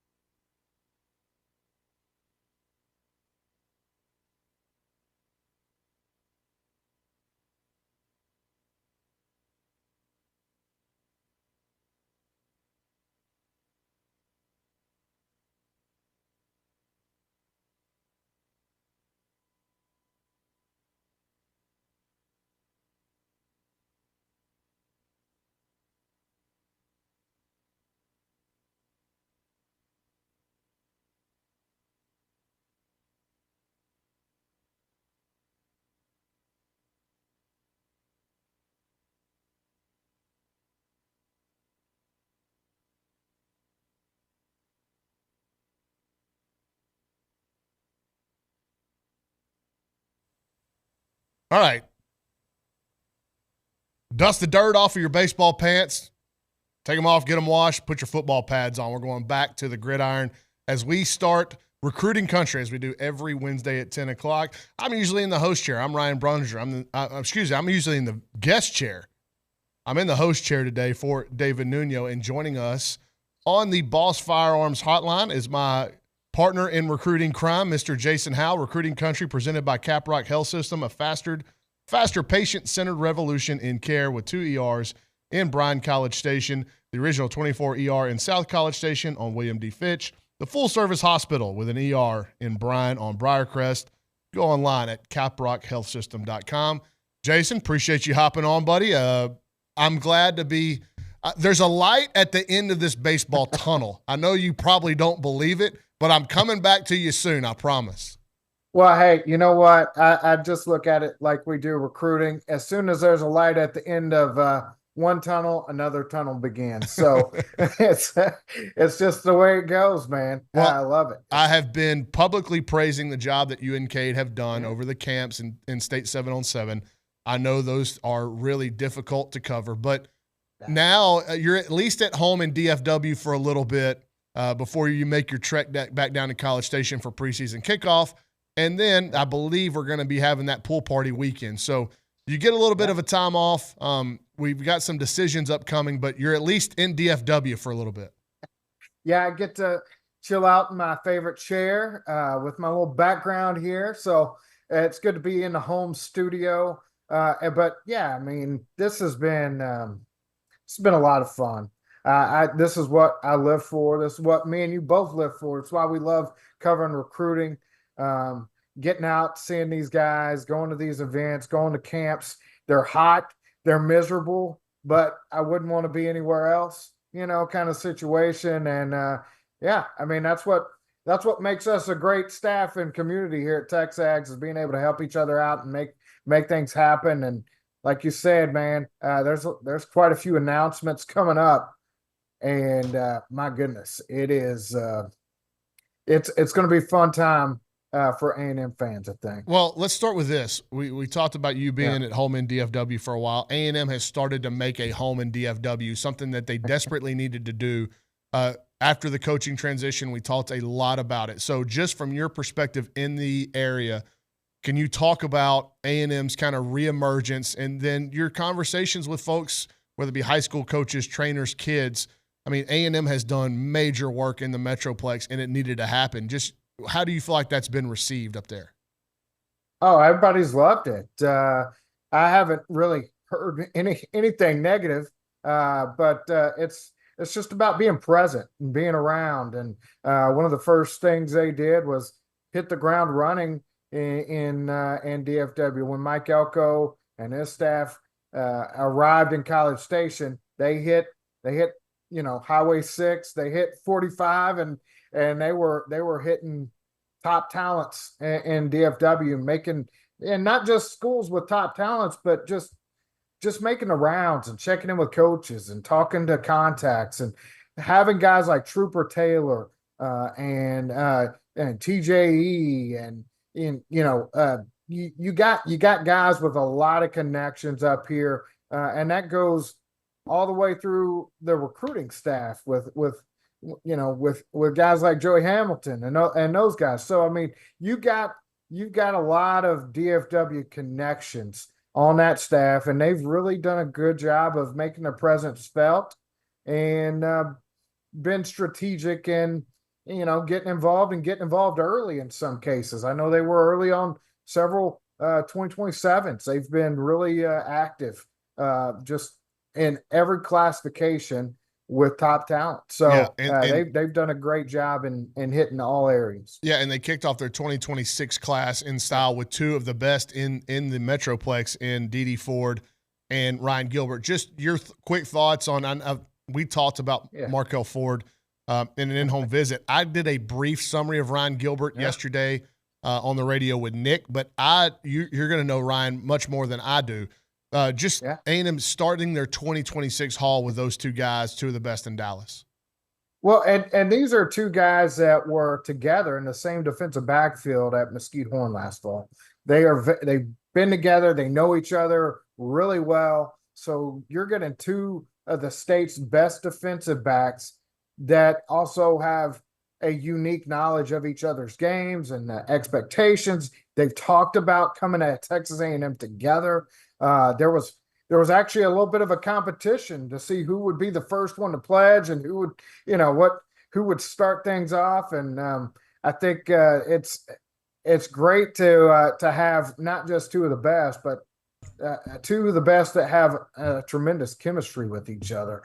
And Markel Ford is a rangy ball hawk, hard-hitting safety with the ability to, he's a big safety, but he's a guy that, you're going to see him back there in that defensive backfield, and a guy that Coach Elko made a top priority. Coach Ish made a top priority, and they did it from the very beginning. Big win over LSU, Texas, Oklahoma, SMU there, and then Gilbert, another big win over Oklahoma, Houston, Arkansas were kind of the main ones there on him. But he's also a guy that, as a lockdown corner, really made his oats and saw his stock rise throughout the fall as a first-year starter, and then in the spring with some pretty big camp efforts. But big gets and a great way to start things off in 26. All right, so a lot of the news and focus this week has been on the decision of Kelshawn Johnson at Hitchcock. And I don't know, we've been doing this recruiting thing a while. I can't remember a kid having to delay a commitment announcement due to a hurricane, but that's kind of where we're at with Hurricane Beryl moving through the Houston area earlier this week. And he was supposed to announce on Monday. That didn't happen. Obviously, the storm was rolling through. Moved it back to today. I don't think that's going to happen because they're still without power in certain areas of Galveston County. I don't know that it's going to change how we feel about Kelshawn in terms of A&M standing. I think the Aggies are the team to beat still, but it does give the competitors more time to try to wedge their way in and create some kind of doubt to either get him to push this decision back further or flip to them here in the meantime. But I like where A&M's at going into the week. I haven't heard anything that would get me off of that. Have you? No, I think there's a lot of confidence out there. A&M's in a really good position, and Coach Wiggins and Coach Klein have done a great job of putting their plan out there for him. And coming off that official visit, you could tell he heard that plan. He spoke very highly of where what he thought of A&M, and even beyond, after his other visits. I mean, you could tell A&M made a really, really strong impression. Now, Texas has always been considered one of the top competitors for him, and that's going to be the case whether he commits to A&M or not coming up. I think that's going to be they're going to continue to pursue him. But I think A&M has done a good job of putting themselves at the top, or maybe I know I'd give them the edge just like you, but I don't know if maybe they've closed the gap a little bit more, but I think it's looking good for the Aggies right now. Well, I think one thing that we have to do when we start looking at this recruiting class so far as a whole, and look, Mike Elko, when he was the head coach at Duke, a lot of his classes were done by the end of the summer, and there's still another big recruiting event. We talked about that pool party to close the summer for A&M, but man, they've made a bunch of hay here throughout the course of the spring and summer. And the work they've done in California has really been remarkable. Not only are they taking like the top players in their class, like half the top players in the class are from California. Half the top 10 players in California seem like they're heading toward A&M. It's been an area where I didn't see this happening. Like when Mike Elko was the hire, I didn't say, okay, like there's going to be a massive presence now in California. But as he assembles the staff, and then kind of the trend that we see in all of collegiate athletics is that state kind of being picked apart by the ACC and the SEC in various sports. It's happened here for A&M, and like Hassan Longstreet, Noah McHale, Adonis Curry, Marco Jones, those are all massive recruiting wins. Like they didn't stretch for any of those guys. Those were highly coveted players. And I don't know that I saw that coming at the onset of this recruiting cycle. I didn't. And you're right. There's no one thing on this staff. There's no like one guy who's like, oh, that dude's the Cali connection. No, it's just I think they identified an area where they felt like they could be successful, and the SEC could really, catch some attention and draw some eyes, and then Texas A&M's culture in particular. And they've hit it out of the ballpark, man. They big wins for every single one of those guys. You're talking about the top quarterback in the state. If Curry's not the top cornerback, he's one of them. He's one of the top 2 or 3 for sure. And really, the only guy that I think I would even halfway consider a miss that they've really targeted in California was Dion Lee, and he was a long shot to begin with. But yeah, Marco Jones, big, and I'm not sure I'm going to concede that the SEC and ACC are picking them apart, because those, Oregon and USC have been the recruiting powers out there for a long time, and they're still getting a lot of really good players out of California, and A&M just picked up a couple big wins over both of them. So they've had to fight off the West Coast powers for those top tier guys, and they've done it. Yeah, and Oregon's become more of a problem in the state of Texas, and we just saw DK Moore, the receiver out of Duncanville. He chooses the Ducks over what everybody thought was going to be Texas. He was a longtime LSU commit. He makes the decision, I can't remember when it was, but in the last week to head out to Oregon, July 4th, I believe it was. But everybody, we're getting a ton of questions on the boards asking about Oregon's influence. And look, man, like they've always been, especially in the new age of college football, they've been much more of a destination than they were maybe in the 90s, even early 2000s. But look, there was an article today that I saw on Twitter, and who knows what you read on Twitter, whether it's true or not, but that Phil Knight is super motivated. He wants to see Oregon win a national championship before he passes on. And if that's the case, then Oregon's going to be a major player in this age of NIL and how it's currently structured. They're not going to run out of money. Well, with Phil Knight, as soon as NIL became a thing, you knew Oregon was going to be a factor just because of Phil Knight.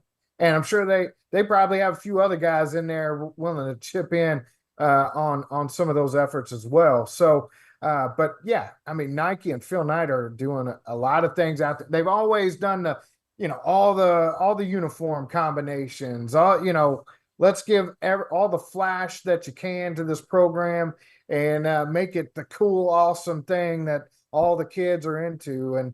And that's something they've done a great job branding themselves as over the years.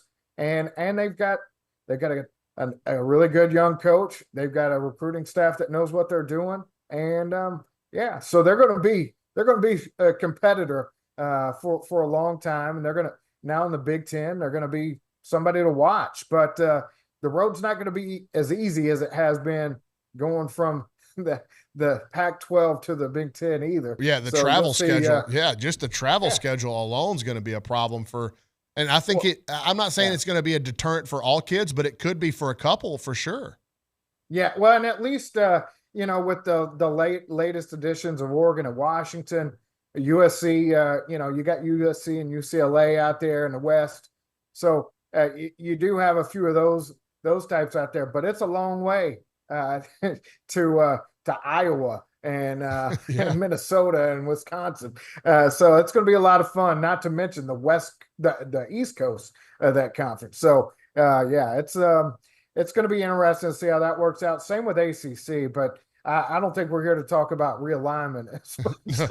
Well, but we are we're talking about into a whole different, We are talking about Oregon being, a problem in the state of Texas, and Jonah Williams is a prospect out of Galveston Ball who A&M has done a great job with this spring and throughout the early summer.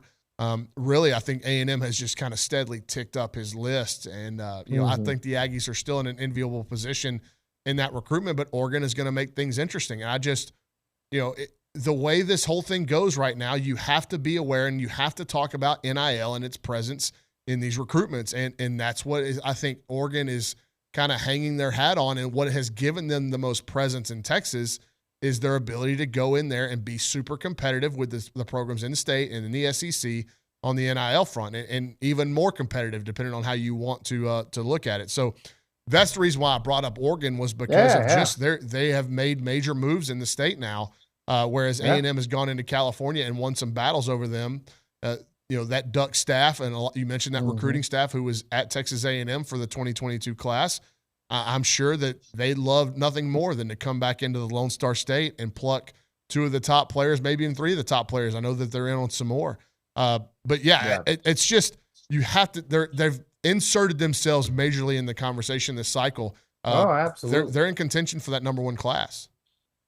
Yeah, they're gonna do some big things, but I don't think that really surprises us. But it also shouldn't take away from what A&M's doing out there. No. And what Mike Elko and them are doing on the recruiting front has been phenomenal. Even with some of the recent, recruiting losses, if you will, of some of those guys. But this run they've been on and the talent they've put together in this class, and they put themselves in position to be players in the long haul for several top prospects. Yeah, and just because Lamont Rogers picks Mizzou, I don't think that one's over. They're going to be a player for a lot of these guys, and you could see a Riley Pettijohn or Lamont Rogers show up in College Station more than once between now and signing day. It would not surprise either one of us if that happens. All right, we're going to go to a break. When we come back, don't forget, you can get your text messages in. Put Carson to work in the Angry Elephant News and Social Center. Boss Firearms Hotline, 979-693-1150. Give us your questions. We're going to go to Carson on the other side of the break to answer your any recruiting questions you may have. He's Jason Howell. I'm Ryan Brauninger. This is TexAgs Radio presented by David Gardner's Jewelers. We'll be right back on the other side of the break.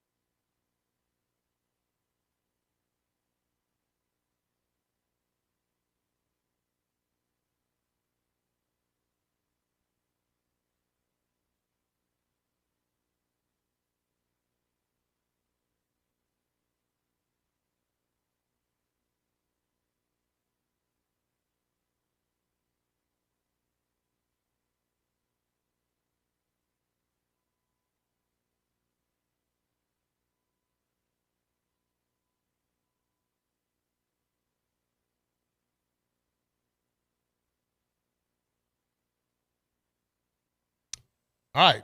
Ryan Brauninger in the host chair, rolling right along. TexAgs Radio, presented by David Gardner's Jewelers. Don't forget, at the bottom of the hour after this segment, we'll have Kendall Rogers from D1 Baseball on to give his thoughts on just kind of the craziness of the summer baseball transfer portal and coaching carousel. But we continue our conversation on recruiting country with Jason Howell, and I think we're going to go over to Carson in the Angry Elephant News and Social Center.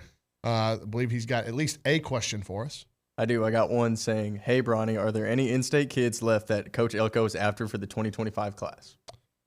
Yeah, I mean, we talked about Kelshawn Johnson, Jason, but there's a lot. I mean, Michael Fasusi, Jonah Williams, DJ Khalid Sanders, Lockett, yeah, Michael Khalid Terry, Lockett. DJ Sanders, Jonah Williams.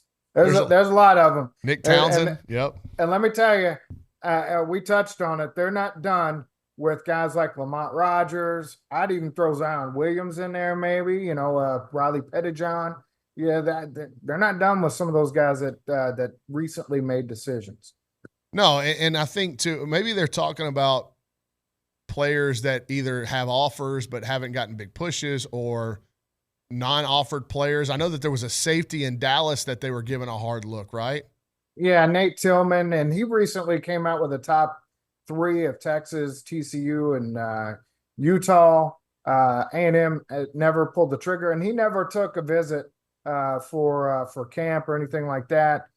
They've taken a look at a safety out of White House, Julius Sims, who actually committed to TCU, but he went to camp, and is a guy that the Aggies looked at. There's been a few guys that Jalen Cooper out of Cibolo Steel. Yeah, they're kicking the tires on. That you might see them revisit or continue to evaluate, especially over the course of their senior seasons. But right now, I think the main targets are the main targets that we've kind of talked about there with Johnson, Lockett, Terry, Townsend, Fasusi, that group. So it's always interesting. That's one of my favorite things about as we get ready for a high school football season is like, all right, like these are the games we know we're going to. Like I'm going to go see Landon Rink and Jonte Newman and Dejon Petaway and all those Houston guys. You know you're going to go see Kelvion and Tiger. But what are these maybe some Thursday games that I can go see a kid who doesn't have an A&M offer but we're super interested in? And like those are some of my favorite games to go watch is because, man, like you like to be ahead of the curve on maybe it's a 2027 kid that's starting to really catch some fire. But, in the state and in the class of 25, if they go with new offers late, to me, I think it says a lot about – it doesn't necessarily mean anything for a specific recruitment, but they just want to have their bases covered on, maybe this kid goes this way and we need to make sure we're starting to build a relationship with this kid. So it does give you a little bit of an insight to how things are operating on the day-to-day over there. Yeah. I think it's really important to have ongoing evaluations and continuing to collect information on guys. Look, we do a good job of highlighting a number of guys, but you and I both know there are guys outside of our top 100 that have SEC type potential. There are guys down towards the bottom of that list that, other SEC programs, other big time SEC programs have prioritized. I mean, just look at Chad Gaspar, committed to Florida. There are guys in the state of Texas that, that maybe I don't want to say fall under the radar of the media, but aren't highlighted as much by the in-state media because they may be getting more attention out of state, or the in-state programs aren't as interested in them for whatever reason. And that doesn't mean that can't change, especially as, the cards fall where they are. And, you continue to evaluate what's out there and who can do what, and are they SEC good, and, all that kind of stuff. One of the interesting conversations that I think at some point we're going to have because it's going to come to the light publicly, like specific players, specific schools making NIL promises, whether they be on a sheet of paper or verbally, and then the kids enroll and what was agreed upon, whether it be verbally or on a handshake or on a piece of paper, isn't what's actually happening. I've gotten light of that in multiple cases in the last 4 or 5 days of guys going to schools and then not being paid the money they were promised. That's going to happen, and it's especially because I think the rules and regulations of NIL are so cloudy and they change from state to state and what is allowed. And then you've gotten other parties involved in these decision-making processes from agents and advisors. It seems like everybody's pulling from the cookie jar, right? And then the kids are left with, if the kids are left with crumbs after everybody else takes their piece, then what have we done here? But it's going it's just the nature of it. Like I'm not here trying to break any news, Jason. Yeah. The nature of this thing says there's going to be kids that go to places on promises of NIL money that those promises aren't kept, and then what happens? Well, it's a good thing there's a transfer portal. I mean, but it all feeds into itself, right? Yeah. And does the kid go into the transfer portal looking for the best offer? I mean, how do you judge a real offer anymore?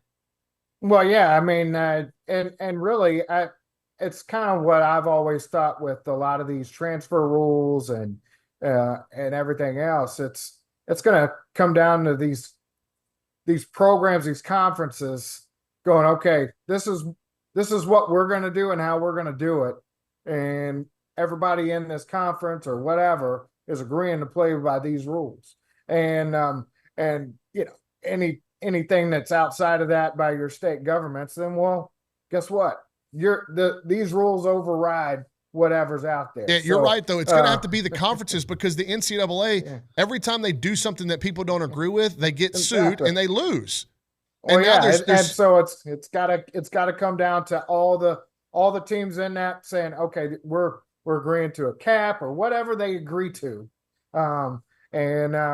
just kind of deciding, hey, this is what we're going to do, and we're going to police ourselves. So, my thing is it's all a math equation, right? Like these coaches, every one of these coaches better have calculators when they sit down and do these recruiting meetings, because let's just say X school has an $8 million NIL budget and they're promising this player that they really want $500,000 in NIL money. Well, what percentage are you giving of your total NIL budget are you giving to an incoming freshman who hasn't proven anything?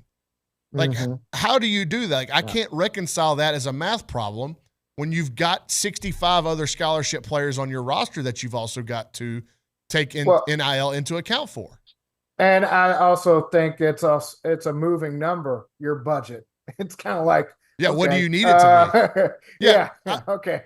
Look, I'm sure there are coaches that promise money and, okay, just to get the kid, and we'll try to figure it out on the back end. Yeah. But the more that happens, the more that this stuff's going to come to light. And there's just a real discussion that needs to be had about this part of NIL.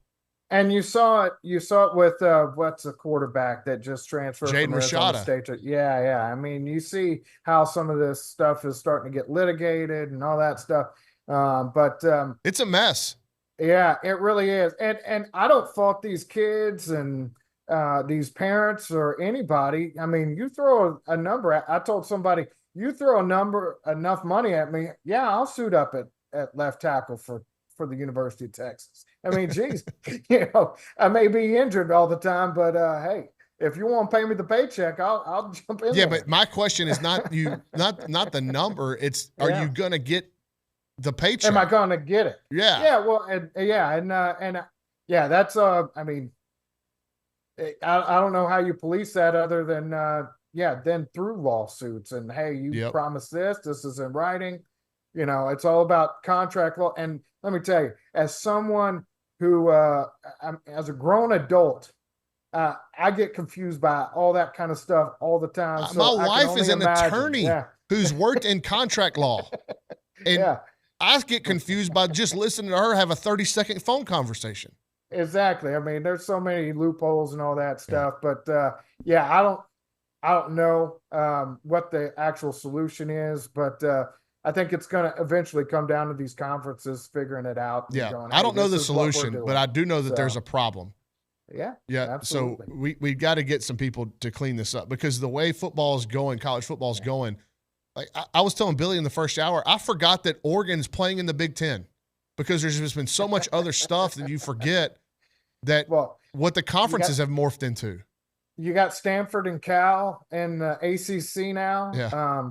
I'm ready for the ACC and the Big 12 to just kind of merge together and become the coast to coast conference or whatever it's going to be. Like, just you got those. Yeah. Anyways, it all impacts recruiting, though. It really does. Like exactly the conference realignment and then obviously NIL. So, Jason, appreciate you taking the time this morning. Enjoy another few weeks at home before we're back on the road and pounding the pavement on the recruiting beat. Yeah, I'll see you down there Friday the 26th, I think. Coming up soon. Coming up soon. All right. That's Jason Howell, TexAgs Radio Recruiting Country. When we come back, it'll be Kendall Rogers. We're presented by David Gardner's Jewelers.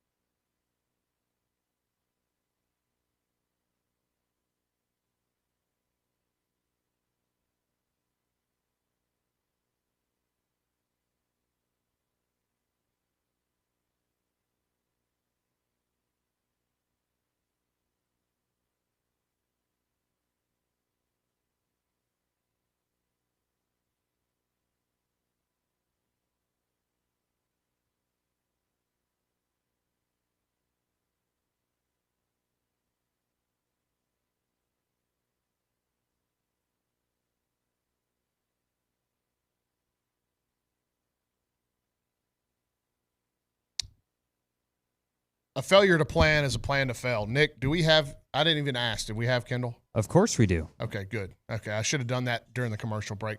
Ryan Brauninger in the host chair today. TexAgs Radio presented by David Gardner's Jewelers. We are going out to the Boss Firearms Hotline to welcome in a great friend of the show, a hater of all college baseball teams, and the head man at D1 Baseball. And I guess now a landscaper after the hurricane. Kendall, how are you, dude? I'm doing well. So we have the week that we had with the Schloss News, the A&M coaching search. Then we get a little hurricane, a little icing on top. So, at some point we might get a little downtime around here. Well, how's the house? I know you posted the video and it looked pretty gnarly out there. Is everybody okay? Do you have power? How is it in North Houston?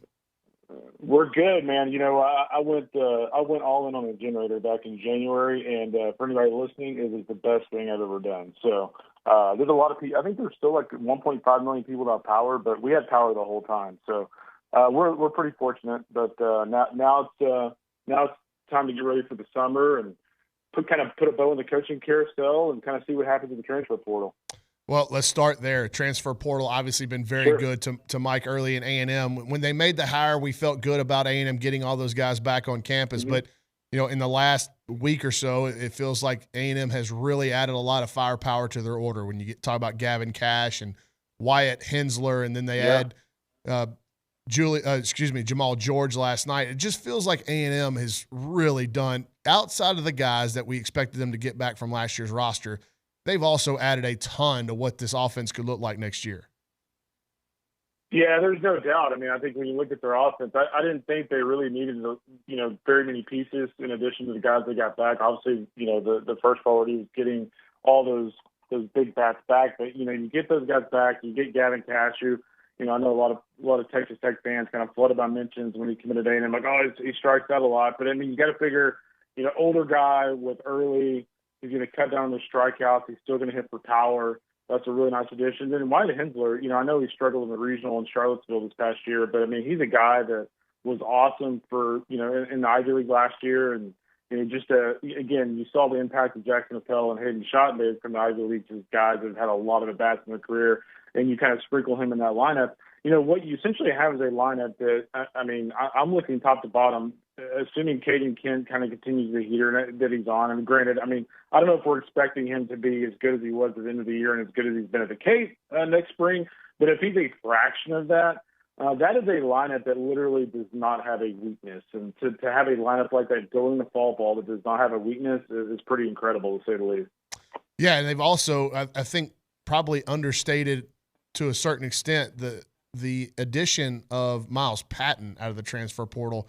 Look, they got a bunch of their arms back, Kendall, but this kid, when you look at what he did out west in a couple of seasons and then how he projects, it looks a lot like Ryan Prager's stuff. And A&M could still get Ryan Prager back. I'm not expecting it. But just your thoughts about A&M winning that battle for Miles Patton. Yeah, that was a really interesting one because I had heard, this is probably the middle of Omaha, that he's probably going to Texas. And it's just really interesting that, the staff leaves A&M, goes to Texas, and all of a sudden he prefers to be at A&M. So it was interesting just kind of how that unfolded. But, I think I don't want to call him an insurance policy because I don't think that's doing him justice. But, it really is an insurance policy where if Ryan Prager does sign, which, by the way, I've heard kind of the same as you, that, right now, he's probably going to be a late second round, early third round. He's probably going to get a pretty good signing bonus. So if A&M gets him back, honestly, it's like double icing on the cake. Like, I'm not expecting that at this point. But if he doesn't come back, all of a sudden you have a really nice option in the guy who's up to 93, 94 with his fastball, can mix multiple pitches, who, racked up a lot of strikeouts last year out west. And so, now you're going into the season where you're like, okay, if we lose Prager, we're still in really, really good shape. And you know what? If you get Prager back, then, you've literally got like somebody like Lampkin or Miles Patton as like your Tuesday guy, which isn't even fair. So, they've done a really nice job. I like some of the other arms they've gotten. The Jason kid out of McLennan has really good stuff. McLennan, Tyler Johnson, Skip's son. He's been pretty unlucky because A&M got, I think, their number one guy, and I think Texas just got their number two guy. So McLennan getting poached a little bit by A&M and Texas. But, A&M's going to go into the season next year as probably the preseason number 1 or preseason number 2 team. And what a situation for Coach Early to kind of inherit over there.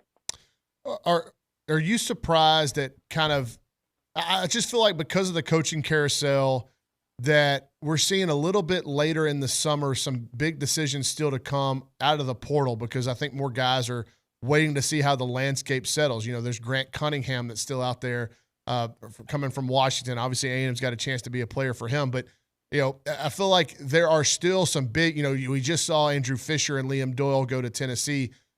Just from your perspective, how do you view the transfer portal in terms of its timeline compared to maybe seasons before? Yeah, you know what? I would actually say I would agree with you that it seems like a lot of decisions are coming later. I mean, if you remember, was it two years ago now? You know, Paul Skeens and Tommy White, I think they had made decisions by the end of June. And so we're now, July 10th, and there's still some guys on the board. But, you know, now with Fisher and Doyle coming off, I mean, we're getting closer to the finish line. Ava Arquette from Washington's another guy. I don't think he's going to be an option for A&M or an option for Texas, by the way, because of some credit issues. I think A&M and Texas have some really strict credit guidelines, and I don't think that kind of meshes well with kind of what he has going on. So, I mean, there's some guys like that that are still outstanding, but for the most part, a lot of the high-level guys at this point of July 10th have kind of made their decision. So we'll see. You know, we'll see if there are any surprises down the stretch. I'm not expecting it, but we'll see. Is there anything that in the league, in the SEC, that because I think there are some programs that have surprised me due to their inactivity in the portal. Do you view it that way as well? Yeah, I mean, I think, you know, I look at the SEC right now. I think Mississippi State, which is kind of funny, right? I mean, you go back to 2 years ago, and you can go back to the first 2 weeks of this past season. Mississippi State fans wanted Chris Lemonis fired after winning the national championship 3 years ago. And, you know, not only did they almost host a regional this year, they probably should have hosted.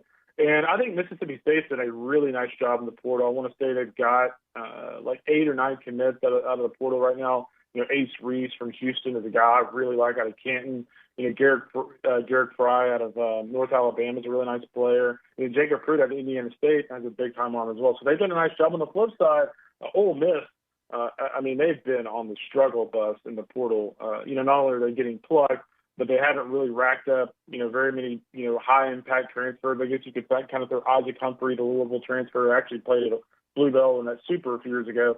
You know, they added him, and he's a nice piece. But, you know, the other ones for me, you know, Florida has missed out on some guys. You know, Florida had the St. Mary's catcher in with Harrison a couple weeks ago. They were unable to close that deal. They didn't get Andrew Fisher. They didn't get Liam Doyle.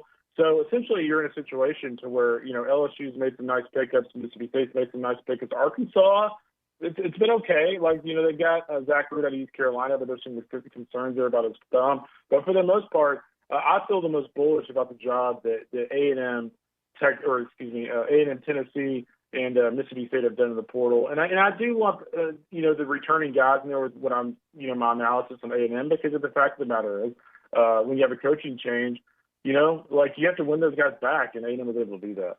How interested are you in the draft, Kendall, and more so in how it impacts the future of college baseball? Like, where do you look at the draft? Are you like, all right, I'm super interested to see the first round in terms of the college guys I've covered, or are you more diving in on, okay, like I know you're not a big high school baseball recruiting addict, but these decisions, and especially the first day, they greatly impact what next year's college baseball looks like.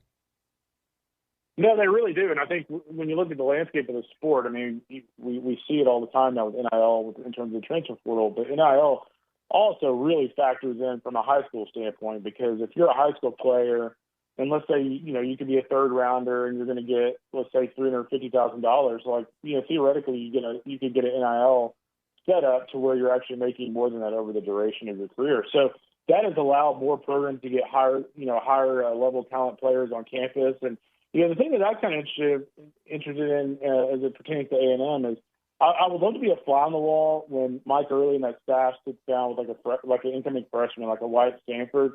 And because guys like that, they expect to play, right? I mean, if you're that talented, you expect to play when you get on campus. So I think it's interesting whether it's A&M or Tennessee, you know, where Tennessee's racked up a lot of portal players too. Like, what is the pitch from those coaches to those kids who are maybe on the fence about signing, But by the way, they show up to campus in College Station or Knoxville, and those rosters are pretty loaded already. So I'm just kind of curious to see what kids like that decide to do. Do they go to A&M and just kind of trust their instincts and trust their skill set, or do they just sign and start their pro careers? You're the commissioner of college baseball. What's the next rule, big rule you'd like to see changed? For me, I like the first base testing, the first base rule today, or that they tested this year. I think the other thing for me, the biggest one, is we're about to see a lot of changes when it comes to scholarships. I think college baseball is a sport that I've always obviously advocated for the sport to get more scholarships. We're seeing a lot more, eyeballs on TV. I can tell you from just the sheer number of, clicks on our site, your site, that the sport is growing at a rapid pace. And I think you're at a point now where we are probably 2 years away from college baseball being a head count sport like football and being 30 scholarships. So, in other words, Ryan Brauninger should have played baseball in the modern era because you'd had a full scholarship. I was never good enough for me to – nobody should ever give me full anything, Kendall. But, hey, buddy, I appreciate your time. Glad you're okay after the hurricane, and we'll talk soon, man. You got it, buddy. Great job on the beat, man. See ya. All right. That's Kendall Rogers of D1 Baseball. We come back. We'll close the show, give away some pizza, and get you ready for the Louis Bellina show here coming up at 11 o'clock. You're listening to TexAgs Radio, presented by David Gardner's Jewelers.